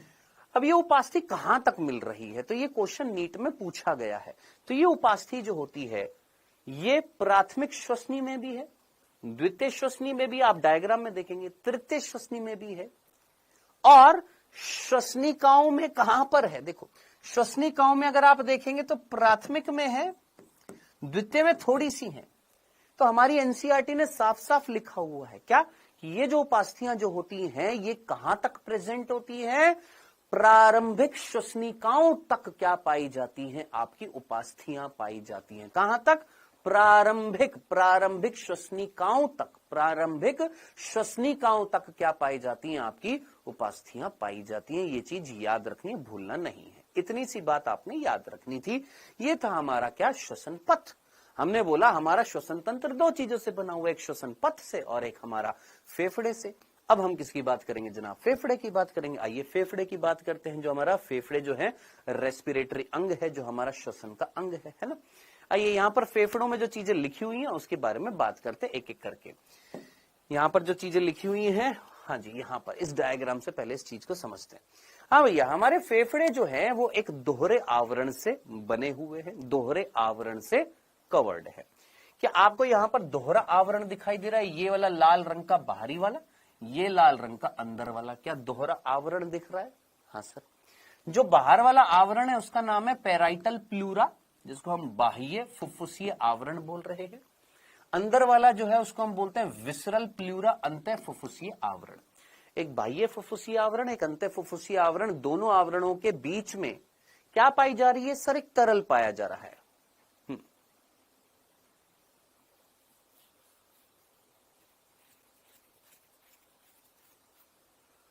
हाँ जी, फेफड़े के अंदर जाकर बटती है। हाँ जी, तो ये देखिए, ये प्राथमिक श्वसनी, द्वितीय श्वसनी बट गई है। अब ये अंदर जाकर क्या बनाएगी मेरे भाई? ब्रांचेस बनाएगी। हाँ जी, तो ये दो क्या पाई जा रही है? आपके आवरण पाए जा रहे हैं। इन आवरणों के बीच में क्या पाया जा रहा है? एक तरल पाया जा रहा है। उस तरल का नाम होता है फुफ्फुसीय आवरण द्रव्य या प्लूरल फ्लूइड बोला जाता है। इतनी सी बात समझ में आ गई। दो झिल्ली, दो मेम्ब्रेन और उनके बीच में क्या पाया जा रहा है? तरल पाया जा रहा है। कई बार बैक्टीरियल इन्फेक्शन हो जाता है यहाँ पर इस आवरण में, और उस बैक्टीरियल इन्फेक्शन की वजह से ये तरल बढ़ने लग जाता है। अब तरल क्यों बढ़ता है ये हम लोगों ने human health and disease chapter में पढ़ा था, अगर आपको याद आ रहा है। कई बार जब इन्फेक्शन होता है, प्रदाह होता है, तो तरल बढ़ जाता है। अब ये मत बोलना कि ये याद नहीं है, प्लाज्मा बढ़ने लग गई थी। तो जरा सोचिए, यहां पर तरल बढ़ जाएगा ये वाला, और अगर ये तरल बढ़ जाएगा तो ये दाब डालेगा, प्रेशर डालेगा। हाँ सर, अब ये प्रेशर बाहर वाली झिल्ली पर भी पड़ेगा, अंदर वाली झिल्ली पर भी पड़ेगा। बाहर वाली झिल्ली बाहर की तरफ जाएगी, अंदर वाली झिल्ली अंदर की तरफ जाएगी। अंदर वाली झिल्ली जब अंदर की तरफ प्रेशर डालेगी तो अंदर कौन है सर? अंदर कुपिकाएं हैं। कुपिकाओं पर जब प्रेशर पड़ेगा तो गैसेस के एक्सचेंज में क्या दिक्कत होगी? हाँ सर, गैसेस के एक्सचेंज में अगर दिक्कत होगी तो कहीं ना कहीं हम बोलेंगे ना सांस लेने में तकलीफ हो रही है। तो कुल मिलाकर यहां पर कौन सी कंडीशन हो जाएगी सर? सांस लेने में तकलीफ होगी। इस परिस्थिति को क्या बोला जाता है? प्लूरेसी कहा जाता है। किस चीज को? इस कंडीशन को प्लूरेसी कहा जाता है, जहां पर प्लूरल फ्लूइड क्या हो जाता है? बढ़ जाता है, जिससे सांस लेने में तकलीफ होती है। सांस लेने में अगर तकलीफ होती है तो उस कंडीशन को हम क्या बोलते हैं? डिस्पनोइया बोलते हैं। सर समझ में नहीं आया। मैंने बोला अस्थमा अगर किसी को होता है, दमा होता है, तो उसको सांस लेने में तकलीफ होती है। हाँ सर होती है। सांस लेने में अगर तकलीफ होती है तो वो परिस्थिति क्या कहलाती है? डिस्पनोइया। अब वो अस्थमा में भी हो सकती है, वो प्लूरेसी में भी हो सकती है। प्लूरेसी में क्या हो रहा है? प्लूरल फ्लूइड की मात्रा बढ़ रही थी। क्यों बढ़ रही थी? क्योंकि यहां पर इन्फेक्शन हो गया था। ठीक है, डन। सिमिलरली जो हमारे जो चरगाही जंतु जो होते हैं उनके अंदर भी निमोनिया जैसे लक्षण होते हैं, जहां पर सांस लेने में तकलीफ होती है। हालांकि निमोनिया और प्लूरेसी दोनों डिफरेंट चीजें। निमोनिया में जो तरल बढ़ रहा था वो कुपिकाओं के अंदर बढ़ रहा था, प्लूरेसी में जो तरल बढ़ रहा है वो ये वाला तरल बढ़ रहा है। तो दोनों चीजें डिफरेंट है। वहां पर निमोनिया में तरल कहां पर बढ़ रहा था? कुपिका के अंदर। क्या यहाँ पर कुपिका के अंदर बढ़ रहा है? नहीं सर, फेफड़ों के जो आवरण है उनके बीच में जो तरल है वो बढ़ रहा है यहाँ पर। हाँ, सांस लेने में अगर तकलीफ होती है तो वो एक लक्षण है जो किस में आ सकता है? इस परिस्थिति में भी आ सकता है, अस्थमा में भी आ सकता है, और प्लूरोनिमोनिया समजीव जैसे जीवों से निमोनिया जब हो जाता है, या स्ट्रेप्टोकोकस निमोनी से निमोनिया हो जाता है, तो उसमें भी ये कंडीशन हो जाती है, सांस लेने में तकलीफ होती है। इस लक्षण को हम डिस्पनोइया बोलते हैं। आई होप इतनी सी बात समझ में आ गई होगी। हमारे फेफड़े जो होते हैं वो किसके ऊपर टिके होते हैं सर? एक मांसपेशी संरचना के ऊपर टिके होते हैं, जिसका नाम क्या होता है? मध्यपट होता है, जिसको हम क्या बोलते हैं? डायाफ्राम बोलते हैं। अभी डायाफ्राम के बारे में भी पढ़ेंगे। डायाफ्राम नॉर्मल कैसी शेप होती है वो बात करेंगे। इस फेफड़ों की अगर मैं बात करूं तो यहां पर ये हमारा राइट लंग है और ये हमारा लेफ्ट लंग होता है। ये हमारा दाया फेफड़ा, ये हमारा बायां फेफड़ा है। दायां फेफड़ा 3 भागों में बटा होता है, 3 पालियों में बटा होता है। ये पहली होती है, फिर ये दूसरी होती है, फिर ये तीसरी होती है। बायां फेफड़ा जो होता है केवल 2 भागों में बटा होता है। यहां पर अगर आप देखेंगे तो एक खाली जगह आपको दिखाई देगी, एक दरार दिखाई देगी। इस दरार को क्या बोला जाता है? इस दरार को बोला जाता है कार्डियक नॉच। क्या बोला जाता है? इस दरार को क्या बोला जाता है? कार्डियक नॉच कहा जाता है। क्या बोला जाता है? कार्डियक नॉच कहा जाता है। अब कार्डियक नॉच क्यों कहा जाता है? क्योंकि इस जगह पर कौन पाया जाता है? हमारा कार्डियक। कार्डियक मीन्स हमारा हृदय पाया जाता है इस जगह पर। कहां पर? इस जगह पर। अब ये जगह जो आपको दिखाई दे रही है जहां पर, नॉच का मतलब ही क्या होता है? तो आपके पास मोबाइल होएगा, नॉर्मली पहले जो मोबाइल हुआ करते थे वो कौन से हुआ करते थे? हमारे बटन वाले होते थे, 1 2 3 4। फिर उसके बाद कौन से आने लग गए? वो जैसे हमारा जो कीबोर्ड होता है ना, कीबोर्ड को हम क्वार्टी कीबोर्ड बोलते हैं। पूरे के पूरे बटन होते हैं, QWERTY, इस तरीके से क्वार्टी कीबोर्ड वाले बटन होते थे। फिर इसके बाद हमारे टच वाले फोन आने लग गए। टच वाले फोन में यहां पर कैमरे का लेंस होता था और इस तरीके से यहां पर एक दरार होती थी और वहां पर लेंस होता था, कैमरे का लेंस होता था। ऐसे डिजाइन को क्या बोला जाता था? नॉच डिजाइन बोला जाता था। और नॉच का मतलब ही क्या होता है? गड्ढा होता है। तो भैया ये जो है ये एक गड्ढा है। क्या है? ये एक गड्ढा है, एक दरार है, खाली जगह है, जिसको हम कार्डियक नॉच बोलते हैं, जहां पर हमारा हृदय पाया जाता है। ठीक है सर। अब ये हृदय जिस जगह पर पाया जा रहा है, कौन सा? ये दाएं फेफड़े और बाएं फेफड़े के बीच जो क्षेत्र जो होता है, इसको हम बोलते हैं मीडियस्टर्नम या मीडियस्टीनम भाग बोलते हैं। तो अगर आपसे कोई पूछे मीडियस्टीनम क्या होता है, दाएं फेफड़े और बाएं फेफड़े के बीच का जो क्षेत्र जो होता है, वो एरिया जो होता है, उसको हम क्या बोलते हैं? मीडियस्टीनम बोलते हैं। इसी मीडियस्टीनम में क्या पाया जाता है? हृदय पाया जाता है। हृदय कहां पर पाया जाता है? हमारे बाएं फेफड़े के नीचे, बाएं फेफड़े के पास एक कार्डियक नॉच होता है। उस कार्डियक नॉच में पाया जाता है हमारा फेफड़ा। वापस से बोल रहा हूं, ध्यान से सुनना। हृदय कहां पर पाया जाता है वो देखने से पहले, ये दाएं फेफड़े और बाएं फेफड़े के बीच में जो खाली क्षेत्र होता है, इसको बोलते हैं मीडियस्टीनम। इस मीडियस्टीनम में पाया जाता है हृदय। कहां पर पाया जाता है? दाएं फेफड़े के नीचे के बाएं के? बाएं के नीचे। बाएं फेफड़े के नीचे क्या है? खाली जगह है, एक कार्डियक नॉच, एक गड्ढा है जिसका नाम है कार्डियक नॉच। वहां पर पाया जाता है हृदय, पाया जाता है। डन।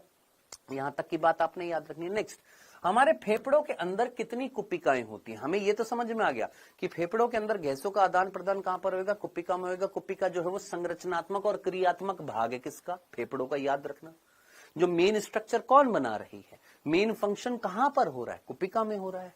तो structural and functional unit of lungs, संरचनात्मक और क्रियात्मक भाग जो है फेफड़ों का, वो कौन होती है? सर, कुपिकाएं होती हैं। कितनी कुपिकाएं? 15 करोड़ इधर है, 15 करोड़ इधर है। 15 करोड़ मीन्स 150 मिलियन इधर है, 150 मिलियन इधर है। यानी टोटल मिलाकर कितनी कुपिकाएं मिल रही है? 300 मिलियन, यानी 30 करोड़ क्या पाई जा रही है? आपकी कुपिकाएं पाई जा रही है। 15 इधर, 15 इधर, 150 मिलियन इधर, 150 मिलियन इधर। टोटल मिलाकर कितने हो गए? 300 मिलियन क्या पाई जा रही है? फेफड़ों में क्या पाई जा रही है? कुपिका पाई जा रही है। सर, कुपिका को इंग्लिश में क्या बोलते हैं? कुपिका को इंग्लिश में एल्वियोलाई कहते हैं। डन। आगे बढ़े, यहां तक की बात, ये चीज क्लियर है। अब मैंने बोला क्या हमारे फेफड़े अपने आप फूल सकते हैं, अपने आप सिकुड़ सकते हैं? नहीं, हमारे फेफड़े अपने आप ना फूल सकते हैं ना अपने आप सिकुड़ सकते हैं। या तो हम उनको पिचकाएंगे तो वो पिचक जाएंगे, या जिसके अंदर वो हैं अगर वो चीज फैलेगी तो वो भी फूल जाएंगे। सर, समझ नहीं आया? मैंने कहा बहुत सीधी सी बात है। मैंने कहा मेरे दोस्त, ये मेरे पास एक बॉक्स है, ठीक है सर, आपने इस बॉक्स के अंदर क्या रख दिया? सर, गुब्बारा रख दिया। मैंने कहा ठीक है जी, ये मैंने यहां पर गुब्बारा रख दिया।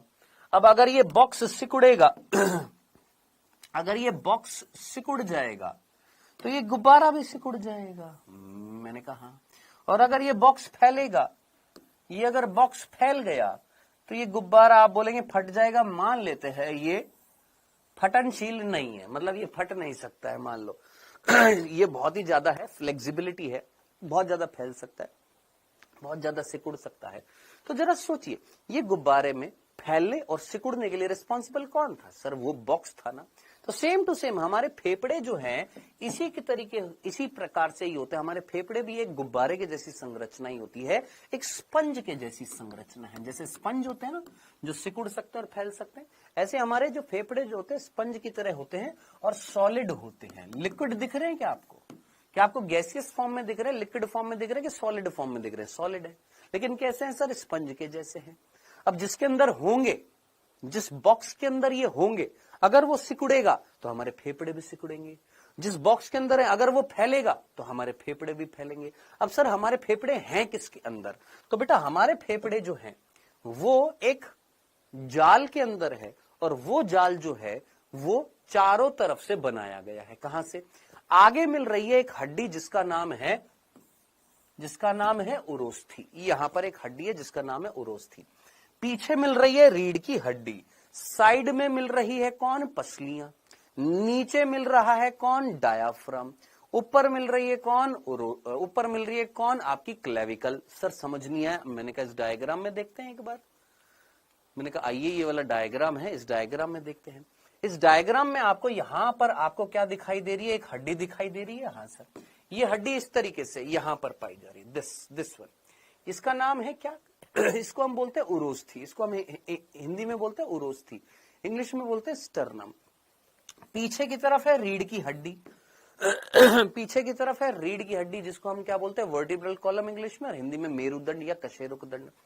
इसी से पीछे से आगे की तरफ जुड़ती हुई आपको क्या दिखाई दे रही है? सर पसलियां दोनों तरफ से। तो अब आप मुझे बताइए, एक जाल सा बनता हुआ नहीं दिखाई दे रहा? क्या एक जाल है?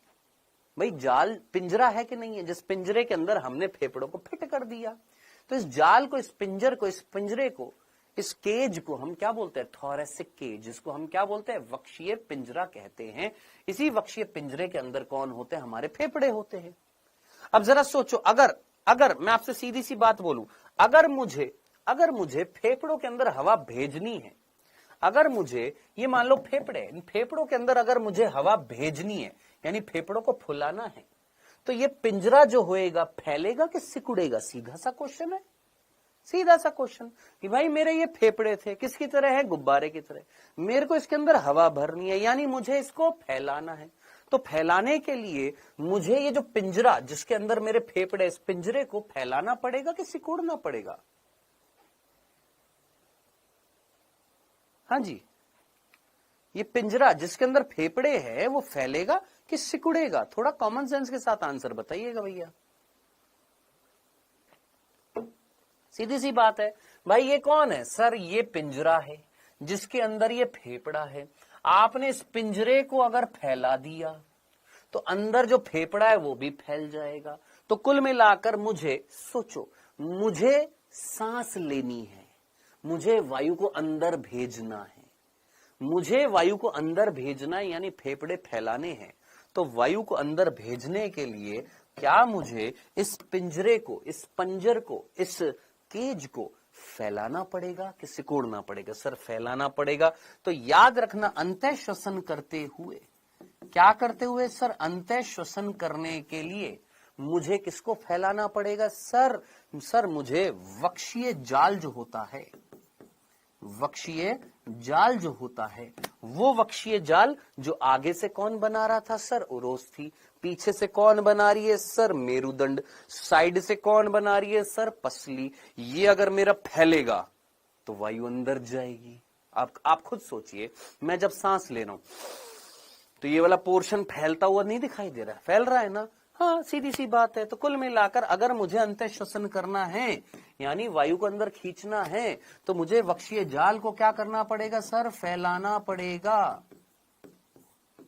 क्या पड़ेगा? सर फैलाना पड़ेगा। अगर वक्षीय पिंजरा, वक्षीय जाल अगर फैलेगा तो मेरे जो फेफड़े हैं वो सॉलिड है, स्पंजी है, वो भी फैलेंगे। वो फैलेंगे इट मींस वायु अंदर आ जाएगी। खत्म, सीधी सी बात है। ठीक है। अब इमेजिन करो, एक और चीज जरा सोचो, वायु अगर अंदर आ रही है तो वायु वातावरण से अंदर आ रही है? हाँ सर। वातावरण से अगर वायु अंदर आ रही है तो दाब कहां ज्यादा होएगा? जरा सोचिए, अंतः श्वसन करने के लिए वायु बाहर से फेफड़ों में जा रही है, तो वायुमंडल में वायु का दाब ज्यादा होगा कि फेफड़ों के अंदर वायु का दाब ज्यादा होगा? बाहर से अंदर आ रही है, अंतः श्वसन करने के लिए बाहर से अंदर जा रही है, हाई से लो में जाएगी, तो हाई दाब कहां होएगा? वातावरण। तो अंतः श्वसन करते हुए वायुमंडलीय दाब क्या होएगा? सर ज्यादा होएगा। वायुमंडल का दाब ज्यादा होएगा, वायुमंडल का दाब ज्यादा होएगा। और फेफड़ों के अंदर, फेफड़ों में वायु दाब जो होएगा वो क्या होएगा सर, कम होगा। अरे बांगड़ू खुद सोचना, वायुमंडल में दाब ज्यादा है, फेफड़ों के अंदर वायु का दाब कम है, तभी तो वायु बाहर से कहां जाएगी, अंदर जाएगी, खत्म।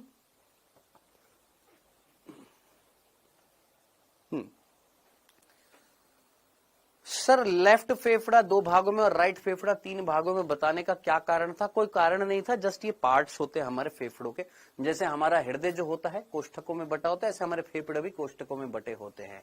ये इसलिए बता दिया था पिछले, क्योंकि हमारे टाइम पे ना, पहले की बात है, बहुत पहले की बात है, उस टाइम पर ना खरगोश से भी क्वेश्चन पूछे जाते थे। जब स्टेट पीएमटीज हुआ करते थे तो उस टाइम खरगोश से, खर्रे से क्वेश्चन पूछे जाते थे। खरगोश के अंदर जो बायां फेफड़ा जो होता है वो 2 भागों में हमारी तरह होता है, और दायां फेफड़ा 4 भागों में होता था, हमारा 3 भागों में बटा होता है। तो ये क्वेश्चन पहले बहुत पूछे जाते थे। ये इसलिए बता रहा हूं क्योंकि कई बार ऐसे क्वेश्चन जब आप मॉड्यूल्स में करते तो ऐसे क्वेश्चन दिख जाते तो माथा खराब होता है कि सर आपने खरगोश का नहीं बताया था।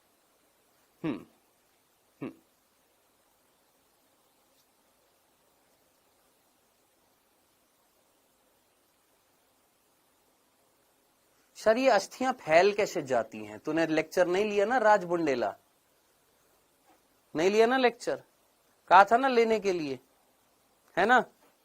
नहीं लिया ना तूने लेक्चर, है भाई?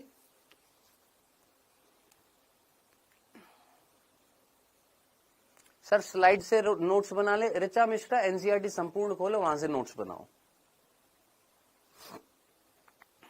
चले, तो कुल मिलाकर हमें क्या करना है सर, इस जाल को फैलाना है। अब सर ये जाल कैसे फैलेगा? अच्छा, जाल फैलेगा तो फेफड़े फैलेंगे, फेफड़े फैलेंगे तो ही वायु कहां आएगी सर, अंदर आएगी। वायु अगर अंदर आएगी तो दाब यहां पर क्या होएगा सर, ज्यादा होएगा। वायु का दाब यहां कम होएगा, तभी वायु बाहर से कहां आएगी सर, अंदर आएगी। ठीक है जनाब, इतनी सी बात समझ में आ गई। आइए वापस से चलते हैं।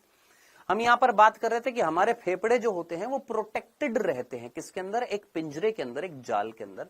वो जाल आगे से कौन बना रहा है सर, उरोस्थी। पीछे से कौन बनाता है, मेरुदंड।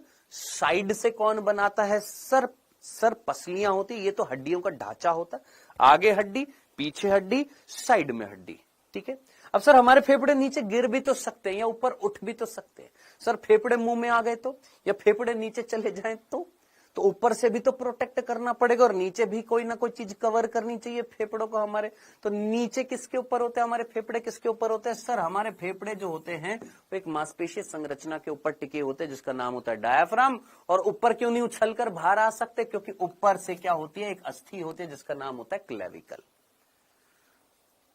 ठीक है जी, डन। तो इस तरीके से हमारे फेफड़े जो होते हैं वो प्रोटेक्टेड रहते हैं, किसके अंदर, एक पिंजरे के अंदर। आगे बढ़ते बेटा यहां पर।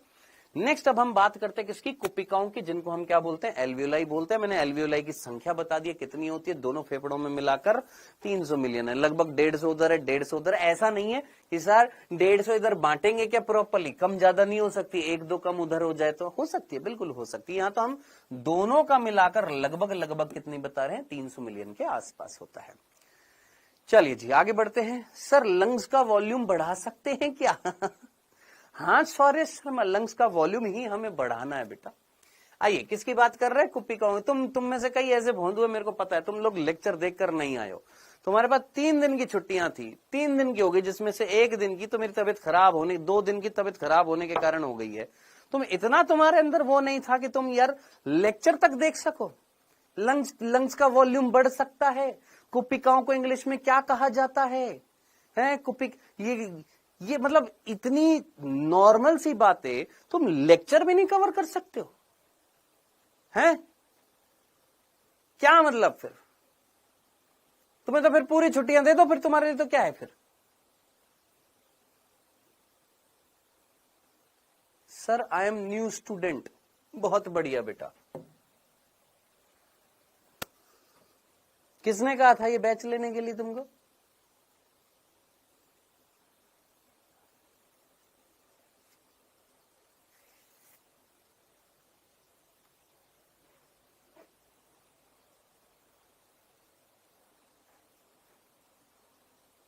चलो देखो, ये है कुपिका। ये कुपिका जो है ये हमारी फेफड़ों की संरचनात्मक क्रियात्मक इकाई। ये कुपिका जो होती है ये दो आवरण से ढकी हुई है। बाहर की तरफ पीले पीले रेशे होते हैं जिनको हम क्या बोलते हैं, पीले रेशमीय या पीले संयोजी ऊतक बोलते हैं। क्या पाया जा रहा है, पीले रेशम स्तर पाई जा रही है। इन कुपिकाओं के ऊपर येलो फाइब्रस लेयर पाई जाती है, पीले संयोजी ऊतक पाए जाते हैं। अब अंदर क्या पाई जा रही है, एक उपकला पाई जा रही है। कौन सी उपकला पाई जा रही है, याद रखना शल की उपकला पाई जा रही है। सर क्या ये हमने पहले पढ़ा है, बिल्कुल पढ़ा है। कहां पर पढ़ा, शल की उपकला के उदाहरण में पढ़ा था, कुपिकाओं में पाई जाती है। अब ये शल की उपकला मीन्स स्क्वैमस यानी चपटी कोशिकाएं हैं। ये जो चपटी कोशिका जो आपको दिखाई दे रही है दो प्रकार की है। कितने प्रकार की है सर, दो प्रकार की है। एक जो नॉर्मल आपको दिखाई दे रही है ये वाली, और एक वो जो आपको थोड़ी सी फूली हुई सी दिखाई दे रही है। ये जो शल की उपकला की जो कोशिकाएं हैं, इन कोशिकाओं का नाम होता है न्यूमोसाइट। ये न्यूमोसाइट दो प्रकार की होती है, एक होती है न्यूमोसाइट 1, एक होती है न्यूमोसाइट 2। क्या ये याद रखनी है, 100% याद रखनी है।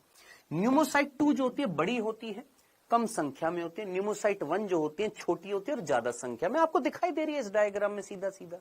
ये न्यूमोसाइट 1 है, ये न्यूमोसाइट 1 है, ये न्यूमोसाइट 2 है। अब ये न्यूमोसाइट 1 क्या कर रही है, अगर आप देखेंगे इस न्यूमोसाइट 1 के बीच में कुछ गैप दिख रहा है, कुछ खाली जगह दिख रही है। हाँ सर, ये जो खाली जगह है ये है छिद्र, और ये जो छिद्र होते हैं इनको बोला जाता है पोर्स ऑफ कॉर्न। क्या है, पोर्स ऑफ कॉर्न। कॉर्न कौन है, एक वैज्ञानिक का नाम है, पोर्स ऑफ कॉर्न। अब ये जो पोर्स होते हैं ये छिद्र होते हैं, और इन्हीं छिद्रों से क्या होता है सर, गैसों का आदान प्रदान होता है। तो जरा सोचिए इनमें से कौन सी न्यूमोसाइट है जो गैसों के आदान प्रदान में मदद कर रही है। तो सर न्यूमोसाइट फर्स्ट जो होती है, this is responsible for exchange of gases. गैसों के आदान प्रदान में हेल्प करती है, किस चीज में सर, गैसों के आदान प्रदान में। कौन, pneumocyte first. Sir pneumocyte second क्या करती है, न्यूमोसाइट सेकंड जो है वो एक केमिकल निकालती है। ये केमिकल जो होता है इसका नाम होता है लेसिथिन। ये लेसिथिन जो होता है ये कुपिकाओं को सिकुड़ने से बचाता है। ये यहां पर जब लेसिथिन निकलेगा तो वो लेसिथिन क्या करता है, ये कुपिका सिकुड़ गुब्बारे की तरह ही तो है। वायु आएगी, वायु का एक्सचेंज, मान लो वायु नहीं आई तो ये तो सिकुड़ जाएंगी, पिचक जाएंगी। तो इनको पिचकने से, सिकुड़ने से बचाने का काम कौन करता है, केमिकल जिसका नाम होता है लेसिथिन। ये कुपिकाओं को सिकुड़ने से रोकता है। अब लेसिथिन अगर आपको याद आ रहा है तो ये हमने जैव अणु चैप्टर में पढ़ा था। लेसिथिन जो होता है ये एक प्रकार का फॉस्फोलिपिड होता है। ये जैव अणु चैप्टर में एनसीईआरटी में मेंशन है, इसलिए ये बताना जरूरी था। ठीक है सर, ईआईसीएम आईआईसीएम छोड़ दें, नहीं बिल्कुल नहीं छोड़ना, एनसीईआरटी में दिया हुआ है। क्लियर है यहां तक की बात। ये इतनी सी बात में किसी को कोई तकलीफ, लेसिथिन एक फॉस्फोलिपिड है, बहुत ही बढ़िया। कुपिकाओं को पिचकाने से रोकता है या कुपिकाओं को सिकुड़ने से रोकता है। इतनी सी बात समझ में आ गई। ये कुपिका जहां से गैसेस का क्या होगा, एक्सचेंज। अब कुपिका से ऑक्सीजन जो आएगी यहां पर, कुपिका से किस में जाएगी सर, रक्त में जाएगी। और जो रक्त नलिका जो होगी उसके अंदर जो कार्बन डाइऑक्साइड होगी, कार्बन डाइऑक्साइड को हमें कुपिका में डालना है। मैंने कहा यस बिल्कुल डालना है, मैंने कहा बिल्कुल डालना है, यही तो करना है हमें। जो भी ऑक्सीजन आएगी उसको कुपिका से किस में डालना है, रक्त नलिका में डालना है। और जो कार्बन डाइऑक्साइड है उसको रक्त से इसमें कुपिका में डालना है। तो ये एक्सचेंज किस में होगा सर, कुपिका और रक्त के बीच में होगा। तो ये है कुपिका की दीवार, ये है रक्त नलिका की दीवार। ये वाली दीवार आपको दिखाई दे रही है, ये दीवार, ये दीवार, ये किसकी दीवार है सर, रक्त नलिका की। ये किसकी दीवार है सर, कुपिका की नलिका की। इन दोनों दीवारों के बीच में एक और दीवार होती है जो कार्बोहाइड्रेट, प्रोटीन और लिपिड से बनी हुई एक झिल्ली होती है, जिसको हम आधारीय झिल्ली बोलते हैं। क्या बोलते हैं, बेसल मेम्ब्रेन बोलते हैं। तो कुल मिलाकर कितनी मेम्ब्रेन हो गई है सर, एक तो हो गई कुपिका की दीवार, कुपिका भित्ति, या कुपिका की झिल्ली बोल दो, भित्ति से कंफ्यूज हो जाते कई बच्चे। कुपिका की झिल्ली, रक्त केशिका की झिल्ली। अब कितने बच्चों को याद आ रहा है मैंने आपको ये चीज बताई थी कि नहीं बताई थी, अब ये मत बोलना कि ये भी नहीं बताया था। धमनी, शिरा और केशिका, याद आ रहा है मैंने आपको बताया था। धमनी जो होती है 3 स्तरों से, धमनी जो होती है एक रक्त नलिका होती है, 3 प्रकार की रक्त नलिका होती है। धमनी की दीवार 3 स्तरों से बनी होती है, शिरा की दीवार भी 3 स्तरों से बनी होती है, लेकिन केशिका जो होती है, कैपिलरी जो होती है, वो केवल एक दीवार से बनी होती है। तो एक्सचेंज आप किससे कराओगे, धमनी से, शिरा से या केशिका से सर, केशिका से। तो ये कौन होगी सर, केशिका। अब केशिका की ये कौन होगी, सिंगल लेयर होगी। ये सिंगल लेयर किसकी है, सर कुपिका की। और इनके बीच में एक और लेयर है जिसका नाम है आधारीय झिल्ली। जनाब ये 3 झिल्लियां मिलकर क्या कहला रही है, विसरण कला कहलाती है। मिलाकर इन तीनों को मिलाकर क्या बोलते हैं सर, विसरण कला बोलते हैं। किन तीनों को मिलाकर मेरे दोस्त, इन तीनों को मिलाकर, ये तीनों को मिलाकर हमने क्या बोला है, विसरण कला। अब नाम में विसरण कला क्यों है, क्योंकि यहां पर विसरण होएगा, डिफ्यूजन होएगा गैसेस का। गैसेस जो है हाई कंसंट्रेशन से लो कंसंट्रेशन में जाएंगी, उच्च सांद्रता से निम्न सांद्रता में जाएंगी, हाई अमाउंट से लो अमाउंट में जाएंगी। इस प्रक्रिया को हम बोलते हैं विसरण। तो वो विसरण इस जगह से हो रहा है। तो या ये जगह किसने बनाई, इन 3 झिल्लियों ने। इसलिए इन 3 झिल्लियों को मिलाकर हमने विसरण कला बोला, जिसकी मोटाई जो होती है वो 1 mm से कम की होती है। यानी ये जो होगी, ये मोटाई जो होगी, ये मोटाई 1 मिलीमीटर से क्या होती है, कम की होती है। अब क्वेश्चन बहुत सीधा सीधा है, क्या सर, अगर ये मोटाई बढ़ जाए तो विसरण बढ़ेगा कि घटेगा, सोचो। यहां से यहां गैसेस को जाना है, इस रास्ते को पार करके जाना है। यहां से ऑक्सीजन यहां जाएगी, कार्बन डाइऑक्साइड यहां से यहां जाएगी।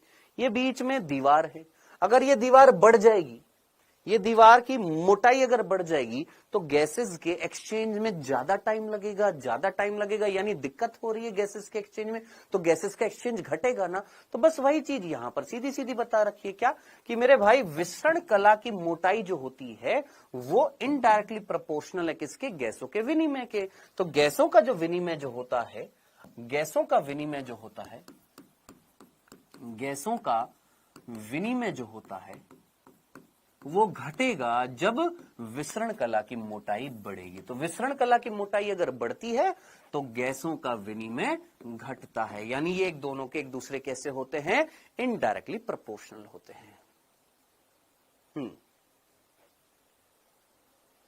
बीच में से डिफ्यूजन होता है, अंदर से नहीं होता है, बीच में से होता है। जैसे अभी अभी आपने देखा मेरे दोस्त मोहम्मद अजीम, यहां पर आपको मैंने पोर्स ऑफ कॉन्स बताए थे। तो पोर्स ऑफ कॉन्स जो है वो सेल के बीच में जो खाली जगह है वहां से होते हुए जा रही है, ठीक है। इंटरसेल्यूलर जिसको हम स्पेस बोलते हैं, अंतर कोशिकीय अवकाश बोलते हैं, वहां से होते हुए जाएगा। सर नस और केशिका एक ही होती है, दीपिका पांडे।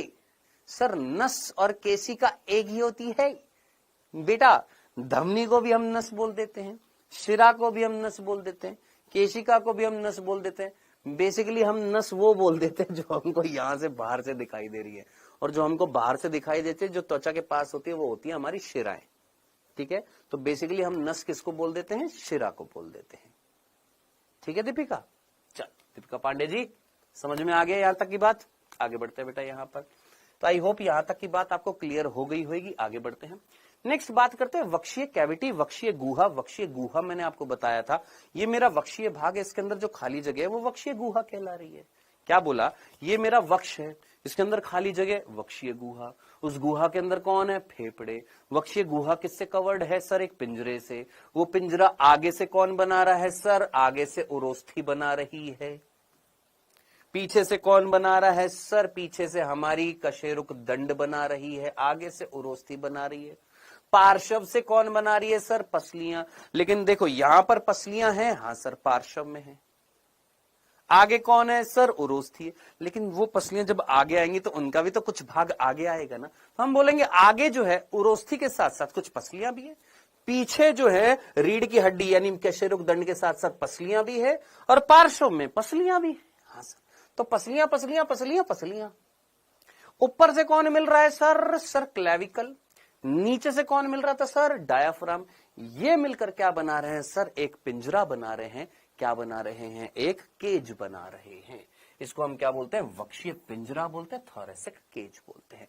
इसी केज के अंदर जो खाली जगह है वो क्या कहलाती है, वक्षीय गुहा।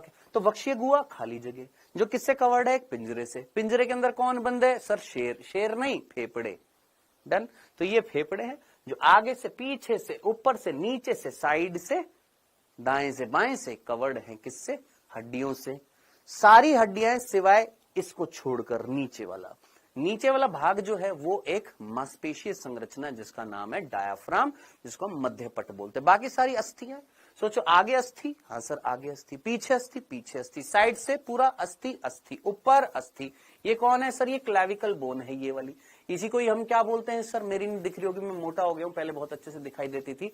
ये होती है यहाँ पर क्लैविकल अस्थि, जिसको हम ब्यूटी बोन बोल देते हैं। किसमें? फीमेल्स में। इंग्लिश में मेल्स में अंदर उसको हम क्या बोलते थे? कॉलर बोन बोलते हैं। यहाँ पर होती है, जिसको हम क्या बोलते हैं? क्लैविकल बोलते हैं। ठीक है जी, डन। आगे चलें आगे। सर फ्लोटिंग रिब्स क्या होती है बेटा? फ्लोटिंग रिब्स मेरे भाई ये है फ्लोटिंग रिब्स। ये देख, तेरे को ये हवा में लटकती हुई दिखाई दे रही है, ये 11वीं और 12वीं।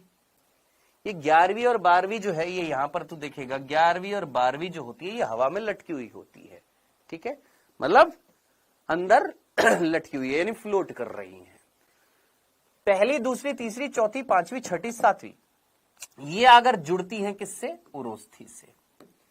8वीं, 9वीं, 10वीं जो होती है वो डायरेक्टली उरोस्थि से नहीं जुड़ी होती है, वो 7वीं से जुड़ी होती है। ये होती है ट्रू रिब्स, ये होती है हमारी फॉल्स रिब्स, और ये वाली जो होती है इनको हम फ्लोटिंग रिब्स बोलते हैं। ठीक है मेरे भाई, डन। शिवम वर्मा, चलो जी। तो ये मैंने आपको वक्षीय गुहा बता दी है, वक्षीय पिंजरा बता दिया है। अब बात करते हैं किसकी? इस डायाफ्राम की। जो आपको डायाफ्राम दिखाई दे रहा है, ये एक मांसपेशीय संरचना आपको दिखाई दे रही है। कैसी है? ये एक मांसपेशीय संरचना, यानी मस्कुलर स्ट्रक्चर है। तो डायाफ्राम की जब हम बात करते हैं, तो डायाफ्राम जो होता है, इसको बेटा हम ये पेशियों का बना होता है, मासल पट होता है। मासल पट का मतलब क्या होता है? पट मतलब पट पट पट पट पट, ये वर्ड पहले भी आया हुआ है।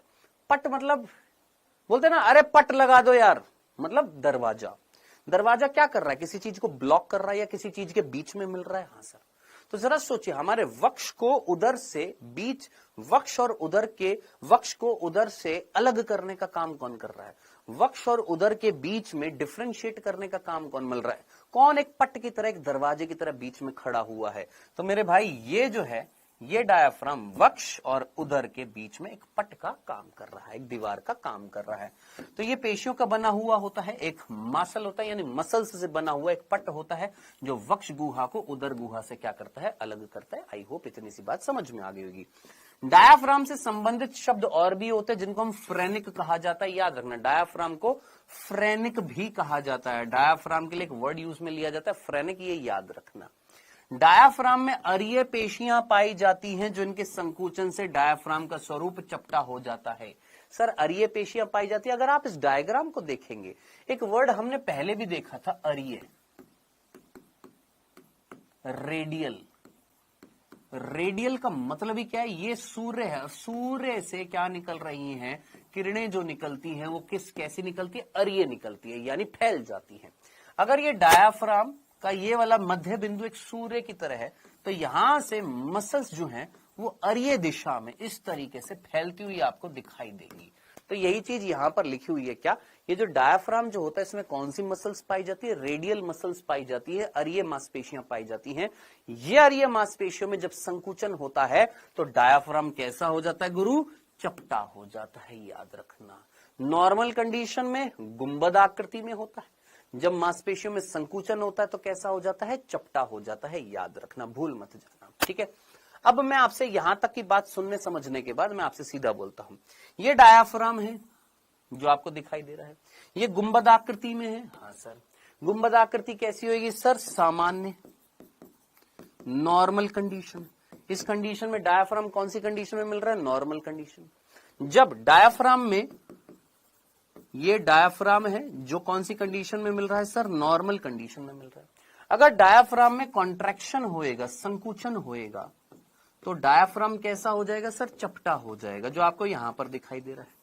डायाफ्राम अगर चपटा हो जाएगा तो फेफड़े, जरा सोचिए, फैल रहे हैं कि नहीं फैल रहे हैं? दिमाग लगाइए, क्या हमारे फेफड़े फैल गए हैं? अब इमेजिन करिए, ये फेफड़े आगे और पीछे से फैले हैं या ऊपर नीचे से फैले हैं? दिमाग लगाओ।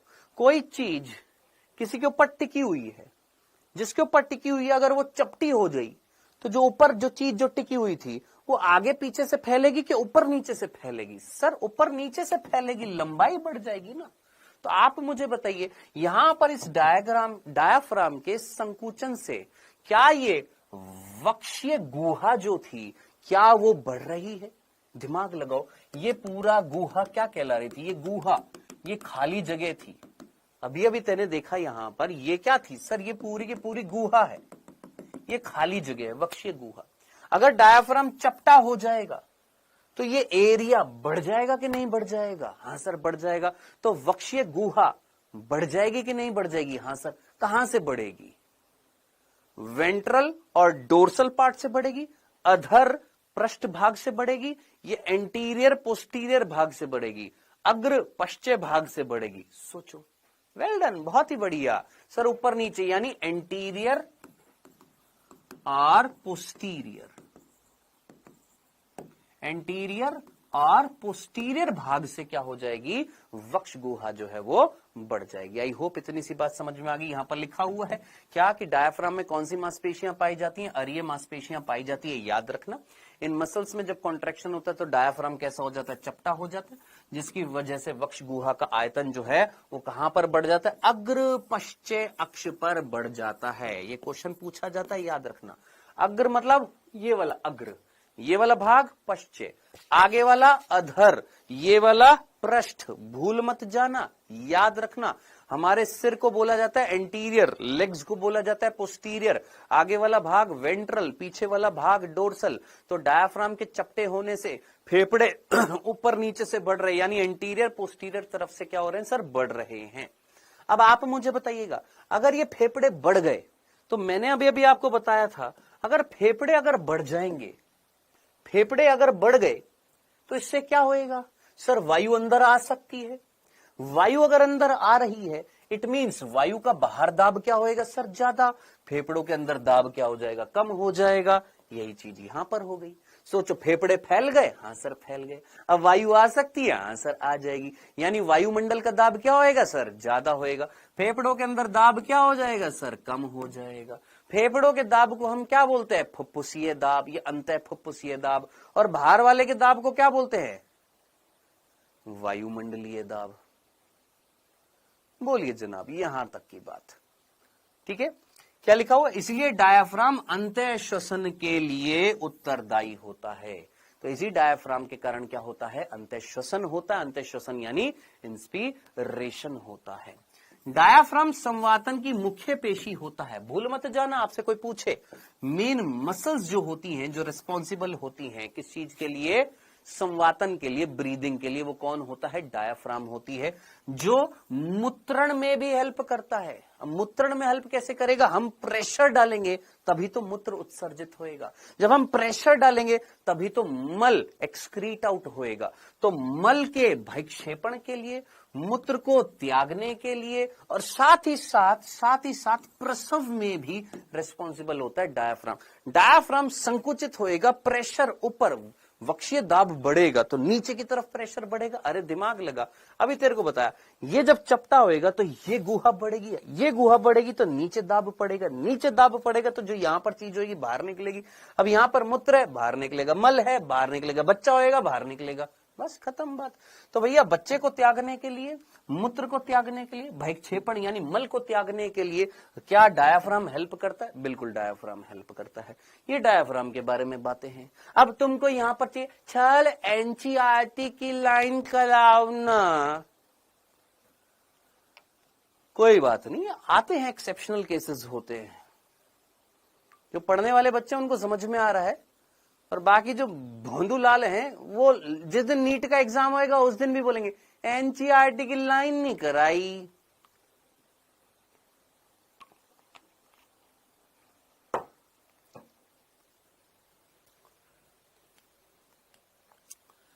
चलिए जी आगे बढ़ते हैं बेटा। यहां पर नेक्स्ट,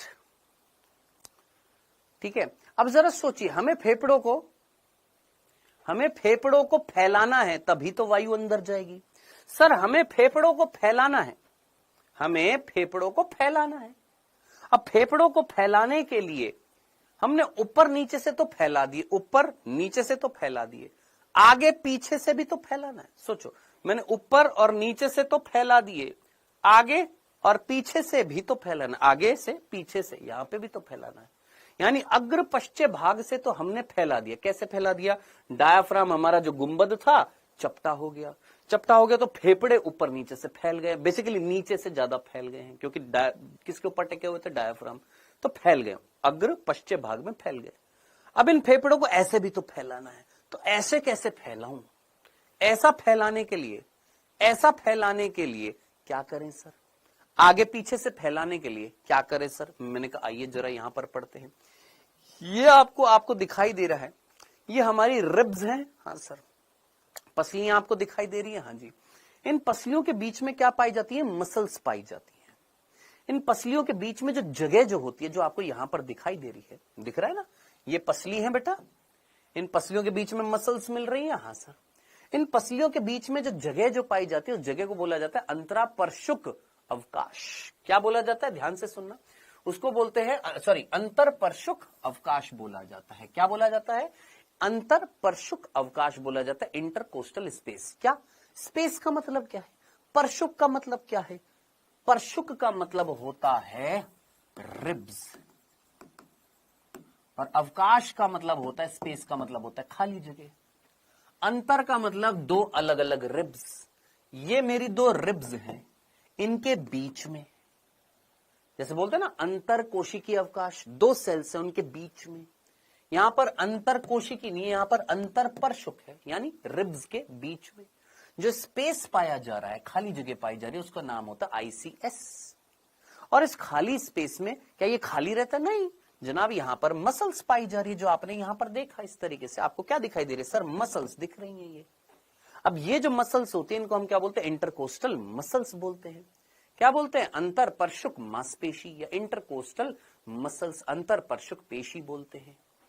तो आईसीएम कहां पर पाई जा रही है? आईसीएस में, इस स्पेस में, इस खाली जगह में, पसलियों के बीच में जो खाली जगह पाई जाती है उसको बोलते हैं इंटरकोस्टल स्पेस। और इस स्पेस में जो मसल्स पाई जाती है उनका नाम होता है इंटरकोस्टल मसल्स। अब जनाब, ये इंटरकोस्टल मसल्स दो प्रकार की होती हैं। ये इंटरकोस्टल मसल्स दो प्रकार की होती है। क्या ये दोनों प्रकार पढ़ने हैं? एनसीईआरटी में मेंशन है ये, तो ध्यान से सुनो। एक है बाह्य अंतरापर्शुक, ये वर्ड तेरी एनसीईआरटी में लिखा हुआ है, ये लिखा हुआ है, ये नहीं लिखा हुआ है, ये लिखा हुआ है बाह्य आईसीएम। अब बाह्य आईसीएम क्या था? अंतरपर्शुक पेशी। बाह्य का मतलब एक्सटर्नल इंटरकोस्टल मसल, बाह्य अंतरपर्शुक मांसपेशी, एक्सटर्नल इंटरकोस्टल मसल। शॉर्ट में क्या लिख दिया? ईआईसीएम। एक तो ये होती है, एक होती है आईआईसीएम, इंटरनल इंटरकोस्टल मसल्स। अब सर ये क्या होती है? ये बाह्य अंतरपर्शुक मांसपेशी क्या होती है? ये अंतर पर्शुक मांसपेशी क्या होती है? मैंने कहा आइए बहुत सीधे सीधे शब्दों में समझते हैं, समझ लेते हैं, क्वेश्चन नहीं पूछा जाएगा, समझ लेते हैं। बेटा ये दो पसलियां हैं। क्या है? ये दो पसलियां हैं। क्या है गुरु? ये दो पसलियां हैं।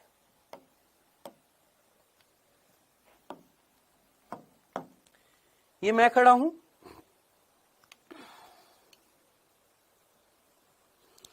दिल चीर के देख, नहीं पसलियां चीर के देख, तेरी दो पसलियां होंगी। ये दिख रही है दो पसलियां। ये मैं इस तरीके से खड़ा हूं, ये मेरी दो पसलियां दिख रही हैं। ये मैं इस तरीके से खड़ा हूं, ये मेरी दो पसलियां। मैं ऐसे हो जाऊंगा तो ये दो पसलियां ऐसे दिखाई देंगी ना।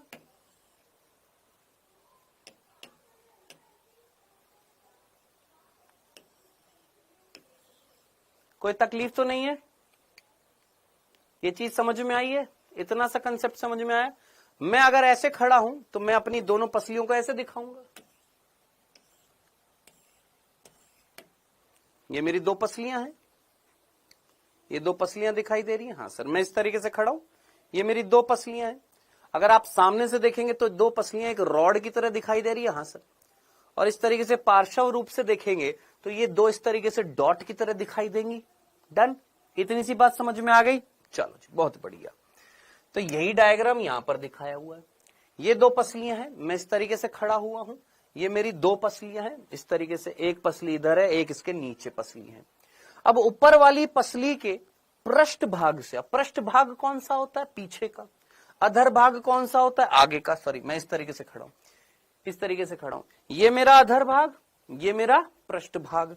तो ऊपर वाली पसली के पीछे से, ऊपर वाली पसली के पीछे से निकलकर, ऊपर वाली पसली के पीछे से निकलकर नीचे वाली पसली के आगे आकर अगर एक मसल जुड़ रही है तो इसको हम बोलते हैं EICM।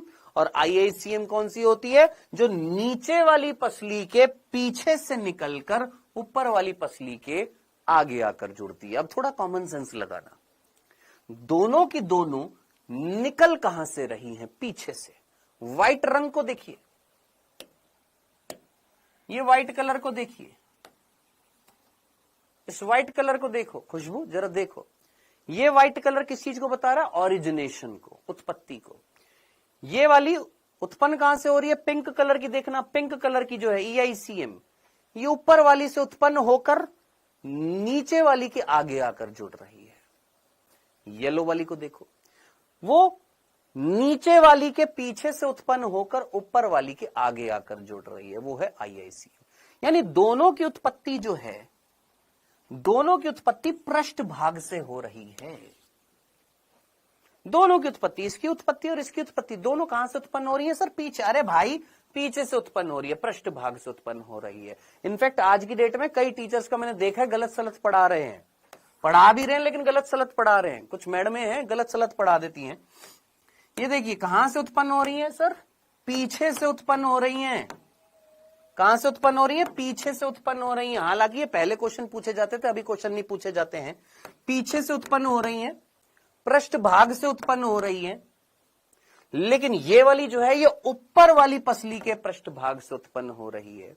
ये वाली जो है नीचे वाली पसली के पृष्ठ भाग से उत्पन्न हो रही है। पीछे वाली यानी दोनों की दोनों पीछे से उत्पन्न हो रही है। और जुड़ कहां रही है? एरो देख, जुड़ कहां पर रही है? अधर भाग में जुड़ रही है। तिवारी जी पढ़ाई पर फोकस करो, नहीं तो क्लास से बाहर भगा दूंगा यहां पर, ठीक है? कहां पर आकर जुड़ रही है? आगे आकर जुड़ रही है। कहां आकर जुड़ रही है? आगे आकर जुड़ रही है, ठीक है? अब जो ऊपर से निकली थी वो नीचे आके आकर जुड़ रही है, जो नीचे वाली से निकल रही थी वो ऊपर की तरफ आगे आकर जुड़ रही है। अगर ये याद हो जाए तो अच्छी बात, नहीं याद हो तो गोली मार देना। किसको? इस कंसेप्ट को। बस बताना जरूरी था इसलिए बता दिया है। अब बात करते सर ये काम क्या कर रही है, काम क्या कर रही है, ये याद रखना है आपको। मेन इनका काम याद रखना है, मेन इनका कार्य याद रखना है। ये जो है ये EICM में जब संकुचन होता है, क्या EICM में जब संकुचन होता है, किसमें? EICM में जब संकुचन होता है तो क्या होता है? हमारी उरोस्थी और हमारी वक्षीय पिंजरा क्या होता है? ऊपर और बाहर की तरफ क्या होता है? फैलता है। सर समझ नहीं आया? इस डायग्राम को देखना, ये जो है ये वाला भाग एक्सटेंड होएगा, ये उरोस्थी ऊपर उठेगी और ये जो पिंजरा जो है ये थोड़ा सा फैलेगा। अब सर ये फैल कैसे सकता है? क्वेश्चन आएगा, सर हड्डियां तो फैलती नहीं है। मैंने कहा बिल्कुल, लेकिन आप मुझे बताइए ये हड्डी इस उरोस्थी से किसके द्वारा जुड़ी हुई है? क्वेश्चन आएगा ना कि सर हड्डियां कैसे फैल सकती है? हड्डियों के अंदर तो फैलने की क्षमता नहीं होती है, उनके अंदर तो प्रत्यास्था नहीं होती है, इलास्टिसिटी नहीं होती है। लेकिन मेरे भाई आप मुझे बताइए ये हड्डी इनके बीच में कोई उपास्थि होती है क्या? याद आ रही है? कोई हेलाइन कार्टिलेज कुछ बताया था, कोई उपास्थि में संरचना बताई थी, और वो उपास्थि में संरचना स्लाइटली मूवेबल होती है, बहुत ही आंशिक रूप से गति करती है। और अगर गति होएगी तो ये वाला भाग हल्का सा क्या होएगा सर? फैलेगा। क्या भोंदू है, कह रहे हैं स्नायु था ये।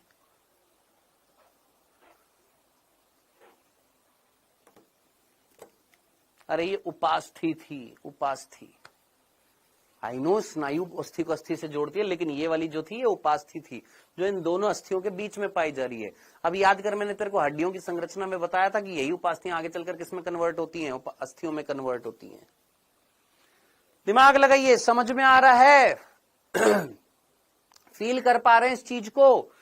कोशिश कर पा रहे हैं इस चीज को कि EICM यहां पर जो मसल्स जो होंगी, EICM यहां पर जो मसल्स जो होंगी, EICM मसल्स जो होंगी, वो EICM मसल क्या करने की कोशिश करेंगी सर? EICM मसल्स जो होंगी वो रेस्पॉन्सिबल होंगी किस चीज के लिए? इस उरोस्थी और वक्षीय पिंजर जो होता है, उरोस्थी और वक्षीय पिंजरा जो था, इसको उठाने के लिए, अब जरा दिमाग लगा, तू सांस ले, फील कर, तेरा ये वाला पोर्शन, तेरी ये वाली हड्डियां, तेरी ये वाली उरोस्थी, तेरा ये वाला पिंजरा बाहर की तरफ ऊपर की ओर उठ रहा है, बाहर आ रहा है, ऊपर की ओर आ रहा है,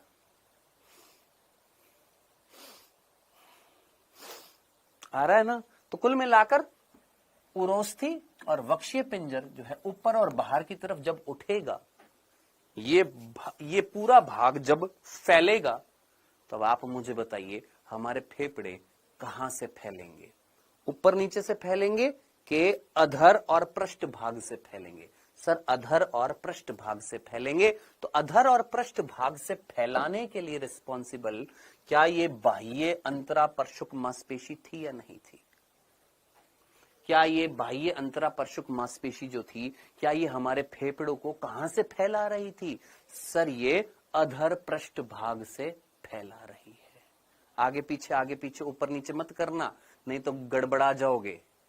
वो लाइनें याद रखना जो है एनसीईआरटी में। हाँ, याद रखने के लिए हम बोल सकते हैं कि आगे पीछे ऊपर नीचे, लेकिन ये आगे पीछे ऊपर नीचे को साइंटिफिकली लैंग्वेज में क्या बोलते हैं?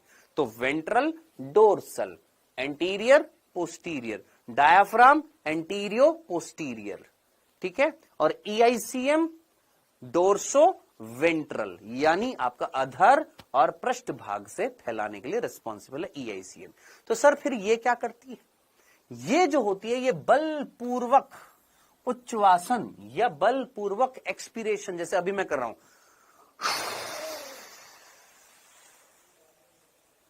लाल हो जाता है चेहरा, बलपूर्वक एक्सपीरेशन करने के लिए रिस्पॉन्सिबल कौन सी होती है? आईआईसीएम। तो आईआईसीएम जो होती है, जब हमें बलपूर्वक एक्सपीरेशन करना होता है तब उसके लिए रिस्पॉन्सिबल होती है आईआईसीएम। हालांकि इससे प्रश्न नहीं पूछा जाएगा, प्रश्न आपका यहां से पूछा जाएगा। आगे बढ़ते हैं। नेक्स्ट इज संवातन की क्रियाविधि। संवातन की क्रियाविधि बहुत नॉर्मल सी है, बहुत सीधी सी है। संवातन की क्रियाविधि में बहुत सीधे सीधे शब्दों में हम यहां पर बात करेंगे, इंस्पिरेशन और एक्सपीरेशन। आप इस एनिमेशन को देखकर बताइए, इंस्पिरेशन में फेफड़े फैल रहे हैं, एक्सपीरेशन में फेफड़े सिकुड़ रहे हैं। देखा, एक्सपीरेशन में सिकुड़ गए, इंस्पिरेशन में फैल गए। अब इंस्पिरेशन में फेफड़ों को फैलाना है, एक्सपीरेशन में फेफड़ों को सिकोड़ना है। तो फैलाने के लिए कौन रिस्पॉन्सिबल? इंस्पिरेशन करने के लिए दो चीजें रिस्पॉन्सिबल, डायाफ्राम का चपटा होना, है ना। डायाफ्राम चपटा होएगा, सर ईआईसीएम कॉन्ट्रैक्ट होती है ना इंस्पिरेशन में। हाँ बेटा, ईआईसीएम कॉन्ट्रैक्ट होती है इंस्पिरेशन में। फिर से सुनो, क्या मुझे अगर इंस्पिरेशन करना है,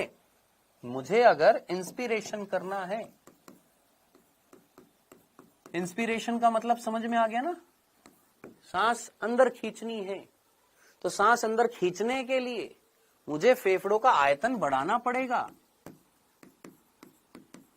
फेफड़ों प्लस फेफड़ों का या वक्षीय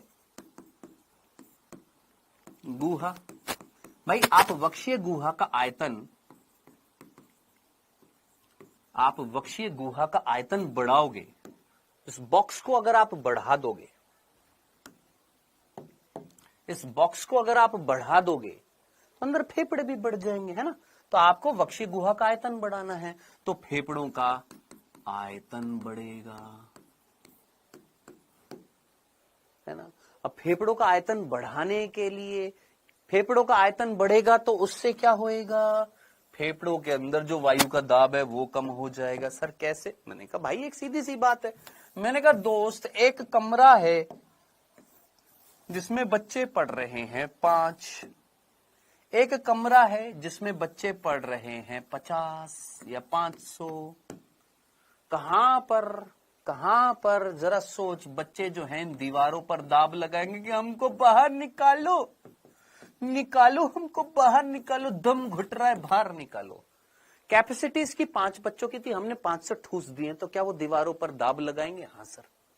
चलो और सिंपल तरीके से मैंने बोला ये 500 बच्चे थे जो यहां पर कैपेसिटी इसकी 5 बच्चों को धारण करने की थी, हमने 500 डाल दिया। दाब लगाएंगे? हाँ सर लगाएंगे। मैंने बोला यही कमरा अगर मैंने इतना बड़ा कर दिया जिसमें मैंने 500 डाल दिए हैं, इसकी कैपेसिटी 1000 की है बच्चों की, 500 मैंने डाल दिया, क्या ये दाब लगाएंगे? नहीं, हमको बाहर निकल नहीं लगाएंगे ना। तो जितना बड़ा होएगा उसके अंदर इंटरनल प्रेशर क्या होएगा? कम होएगा। छोटा होएगा तो इंटरनल प्रेशर क्या होएगा? ज्यादा होएगा। अगर हमारे फेफड़ों का आयतन अगर बढ़ जाएगा तो फेफड़ों के अंदर जो दाब है, फेफड़ों में वायु दाब जो है वो क्या हो जाएगा सर? कम हो जाएगा। अरे आप आयतन बढ़ा दोगे तो अंदर दाब कम हो जाएगा, है ना। तो आपने फेफड़ों को फैला दिया तो अंदर वायु का दाब कम हो गया। वायु का दाब अगर अंदर कम हो गया तो वातावरण में क्या हो जाएगा सर? वातावरण में वायु दाब क्या हो जाएगा सर? वायु दाब बढ़ जाएगा। वातावरण में वायु का दाब बढ़ गया, फेफड़ों में वायु का दाब कम हो गया, तो वायु कहां से कहां आ जाएगी सर? बाहर से अंदर आ जाएगी। सर एंटीरियर और पोस्टीरियर पार्ट का वॉल्यूम कैसे इंक्रीज होगा सर ईआईसीएम के कॉन्ट्रैक्शंस? हे मेरे प्रभु,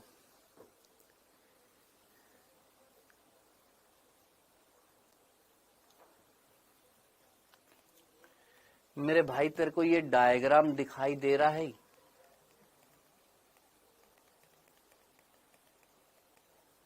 तेरे को ये डायग्राम दिखाई दे रहा है? डायग्राम, इसमें ये मसल्स दिखाई दे रही है। इन मसल्स में कॉन्ट्रैक्शन, रिलैक्सेशन नहीं कराना है, इन मसल्स में कॉन्ट्रैक्शन कराना है। उस कॉन्ट्रैक्शन से क्या होएगा? ये रिब्स पास आएंगी, ये रिब्स तो पास आएंगी, लेकिन ये कार्टिलेज इनको एनहेंस करेगा। उस एनहेंसमेंट के कारण अब मैं कैसे बताऊं, ये कार्टिलेज, ये रिब्स पास आएंगी, कार्टिलेज इनको क्या करेगा? पास आने से रोकेगा तो कार्टिलेज एक्सटेंड होएगा तो ये रिब केज फैलेगा तो ये उरोस्थी ऊपर की तरफ उठेगी।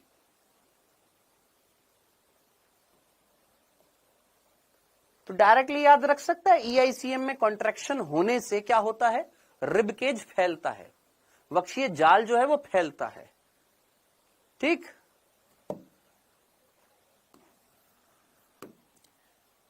तो वातावरण में वायु का दाब बढ़ेगा, वायु कहां जाएगी सर? अंदर जाएगी। इससे क्या हो जाएगा सर? इंस्पिरेशन हो जाएगा। अब इंस्पिरेशन करने के लिए सर फेफड़ों का आयतन बढ़ाना है। फेफड़ों का आयतन बढ़ाने के लिए हमारे पास 2 कार्य हैं सर, अग्र पश्च से फेफड़ों का आयतन बढ़ाना है या वक्षीय गुहा का आयतन बढ़ाना है। ये दोनों कंडीशन करने के लिए, ये दोनों कंडीशंस के लिए कौन सी? अगर आप वक्षीय गुहा का आयतन बढ़ा दोगे तो ऑटोमेटिक सी बात है फेफड़ों का आयतन बढ़ जाएगा। मेन हमें क्या करना है सर? वक्षीय गुहा का आयतन बढ़ाना है। वक्षीय गुहा का आयतन कैसे बढ़ाएं सर? वक्षीय गुहा का आयतन कैसे बढ़ाएं? तो अग्र पश्चय भाग में आयतन बढ़ाने के लिए रिस्पॉन्सिबल कौन था? डायाफ्राम। डायाफ्राम का क्या होएगा सर? डायाफ्राम में संकुचन होएगा। डायाफ्राम में संकुचन होएगा तो क्या हो जाएगा सर? चपटा हो जाएगा। और अगर हमें अधर पृष्ठ भाग में अगर आयतन को बढ़ाना है तो वो बढ़ाने के लिए रिस्पॉन्सिबल कौन होती है? ईआईसीएम। ईआईसीएम में क्या हो जाएगा सर? कॉन्ट्रैक्शन होएगा, संकुचन होएगा। तो याद रखना, डायाफ्राम में क्या होएगा सर? संकुचन होएगा, और ईआईसीएम में संकुचन। तो ईआईसीएम जो होती है उसमें संकुचन होता है तो अधर पृष्ठ भाग में आयतन बढ़ता है, फेफड़ों का आयतन बढ़ता है, वायु का दाब कम हो जाता है, वातावरण का दाब बढ़ जाता है, इंस्पिरेशन हो जाता है। अब आप मुझे बताइएगा, क्या यहां पर मसल्स के अंदर कॉन्ट्रैक्शन किया जा रहा है? हाँ सर। मसल्स में अगर कॉन्ट्रैक्शन किया जा रहा है तो क्या एनर्जी खर्च होएगी? हाँ सर।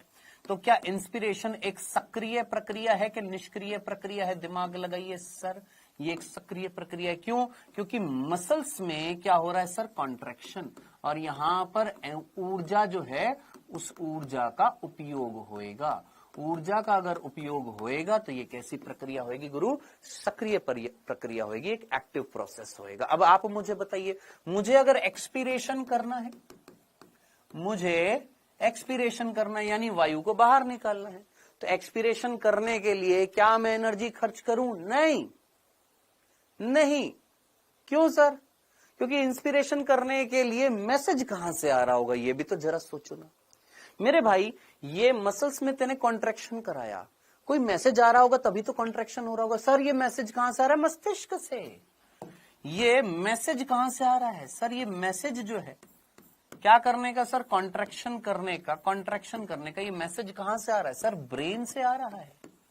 तो ब्रेन से मैसेज आ रहा है, कौन लेकर आ रही? तंत्रिका। किसके पास? डायाफ्राम के पास। उस तंत्रिका का नाम होता है फ्रेनिक तंत्रिका। फ्रेनिक क्यों बोला? क्योंकि डायाफ्राम का दूसरा नाम फ्रेनिक था। ब्रेन से मैसेज आया, तंत्रिका लेकर आई डायाफ्राम के पास, चल संकुचन कर। ईआईसीएम के पास तंत्रिका लेकर आई, चल संकुचन कर। इन्होंने संकुचन किया। संकुचन से क्या हुआ सर? गुहा बढ़ गई। गुहा बढ़ने से फेफड़े बढ़ गए, आगे पीछे ऊपर नीचे दोनों तरफ से बढ़ गए हैं। बढ़ जाएंगे तो फेफड़ों के अंदर दाब कम हो जाएगा, दाब बाहर वातावरण का ज्यादा हो जाएगा, ज्यादा हो जाएगा तो वायु अंदर आ जाएगी। ठीक है सर, जितनी आनी थी आ गई, अब और वायु नहीं चाहिए, और वायु नहीं चाहिए तो तंत्रिकाओं से संदेश रुक जाएगा।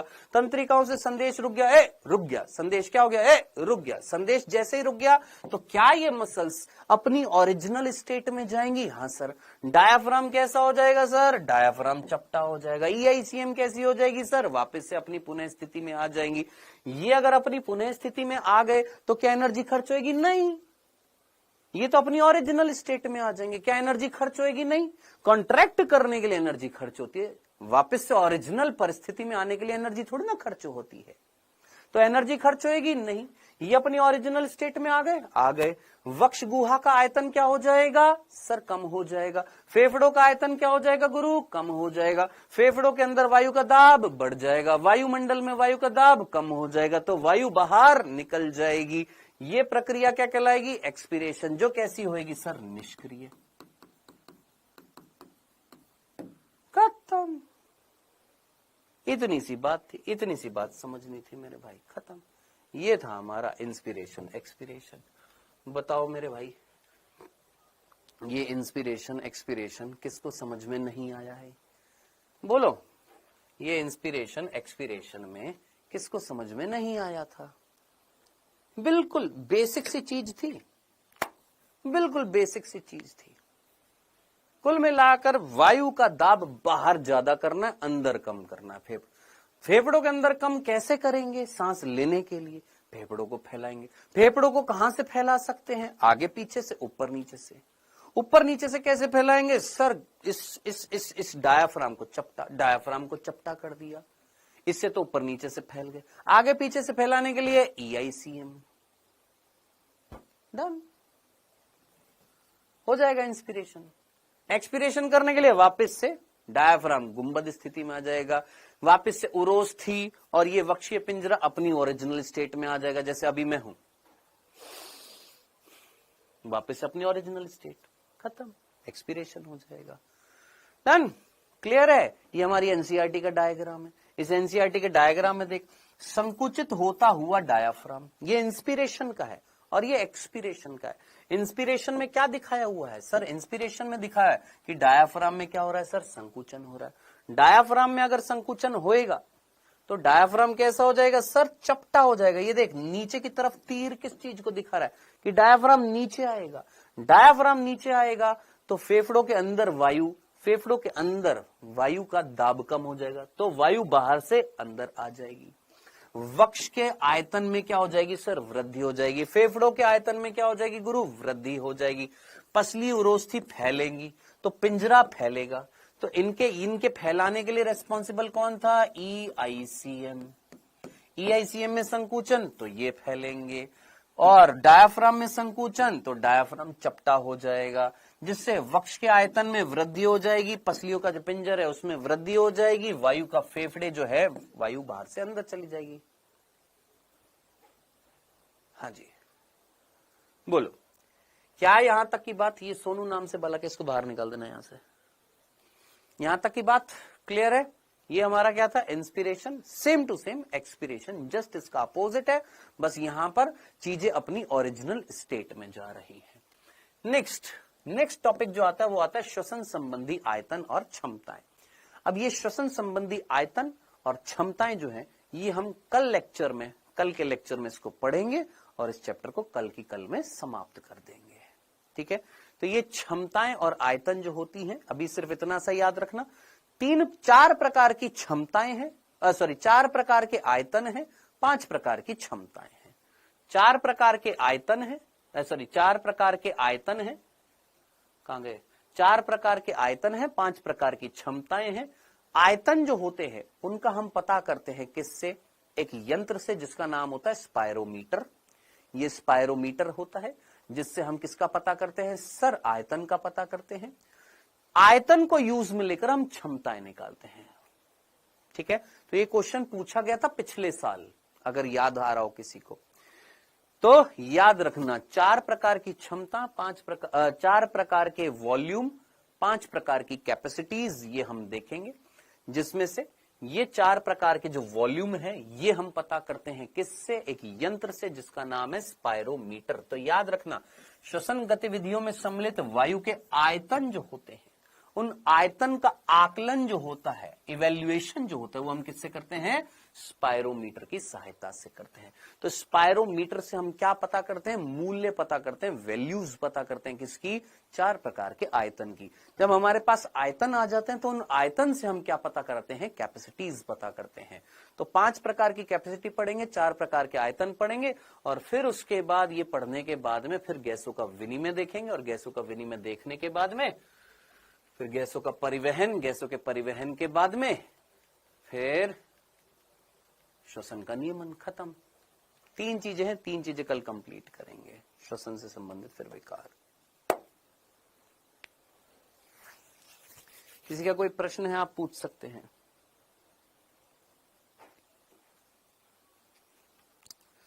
साक्षी प्रजापति, आपने सुबह कमेंट किया था ग्रुप में बेटा कि वो आर.एच. विटेकर वाला क्वेश्चन, अगर आपको याद आ रहा हो, आर.एच. विटेकर वाला टेस्ट में कोई क्वेश्चन आया था, उस क्वेश्चन को जरा ध्यान से देखो। आर.एच. विटेकर ने जीवों का वर्गीकरण किया था, किस आधार पर किया था, 5 आधार पर किया था। अब क्वेश्चन में पूछा था कौन से आधार पर नहीं किया था, कौन से आधार पर नहीं किया था, यही था ना।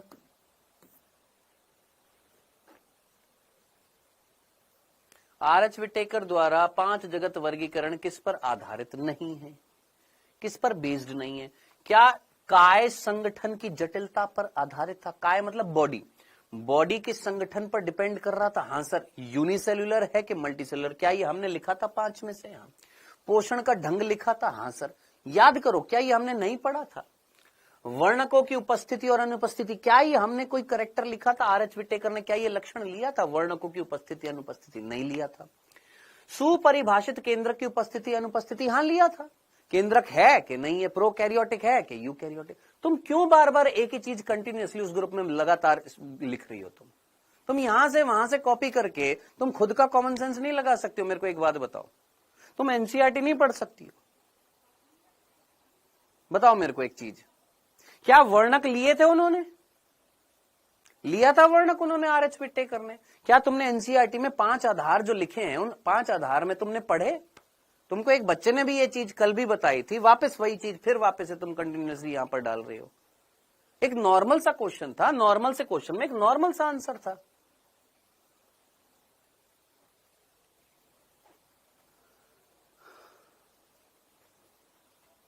क्या दिक्कत है, मेरे को एक बात बताओ। एक तो तुम जहां से तुम क्वेश्चंस कर रहे हो, एक तो बहुत गलत साइट है जहां से तुम क्वेश्चंस कर रहे हो।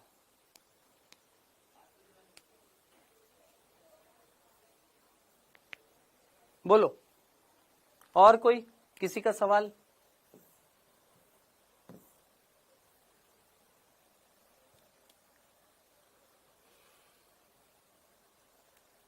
सर अपार कार्ड में डेट जिस साल एडमिशन हुआ था वो डाल दो। तूने मेरे को मैसेज किया था ना व्हाट्सएप पे, सच्ची सच्ची बताना, तुम ही थे ना, कपिल देव। मैंने तुमको रिप्लाई कर दिया था ना, कर दिया था ना। हाँ, जब एडमिशन लिया था तब की डाल देनी है, रिजल्ट आएगा तब की तो नहीं डालेगा ना।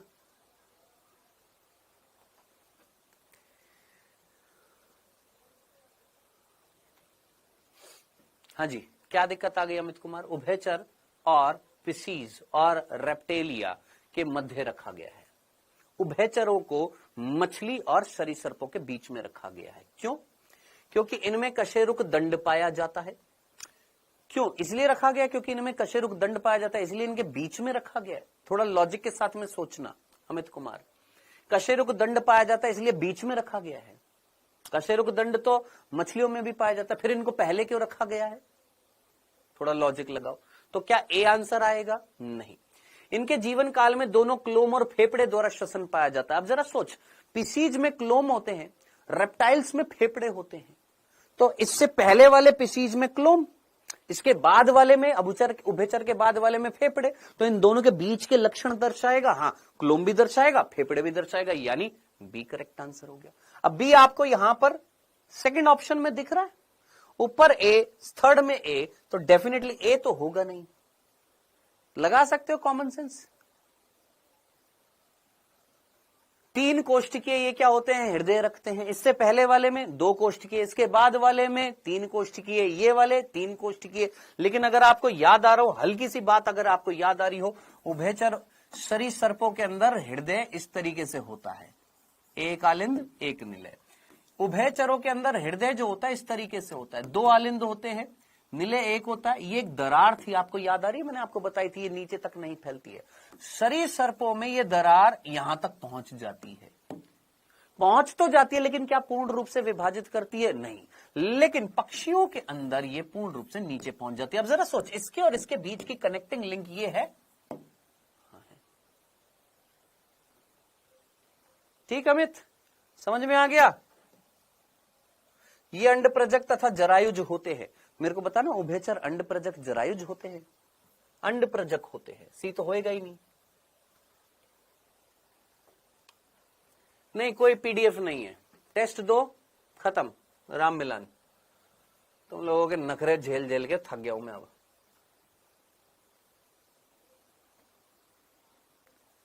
हाँ जी,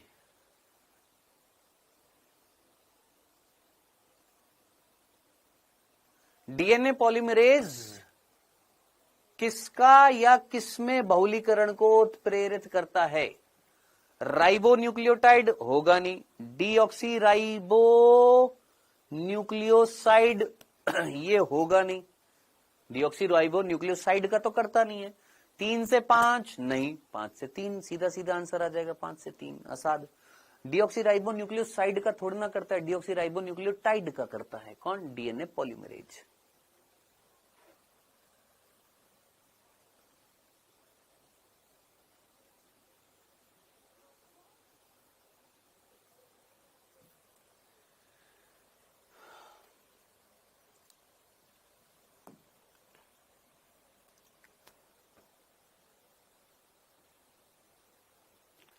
अपार आईडी में मेरे स्कूल का नेम नहीं दिख रहा है सर, क्या करें?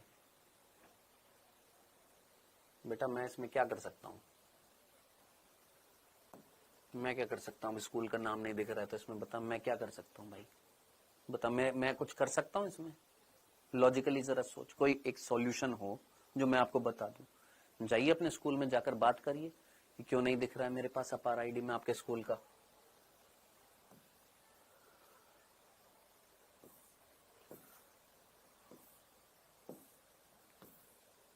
ये बता दिया मैंने असाद।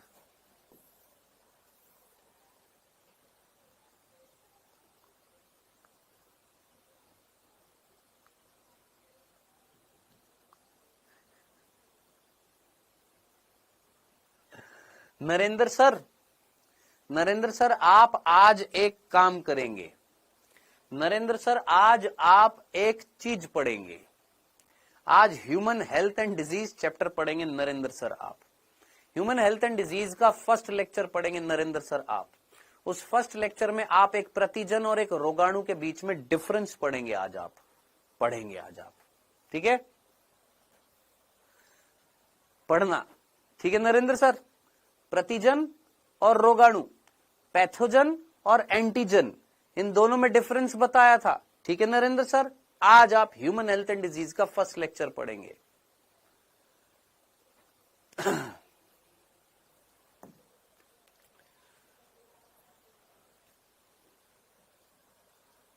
सर ऊपर आईडी क्या है? सर ऊपर आईडी क्या है, कौन है ये? वंदना कुमारी।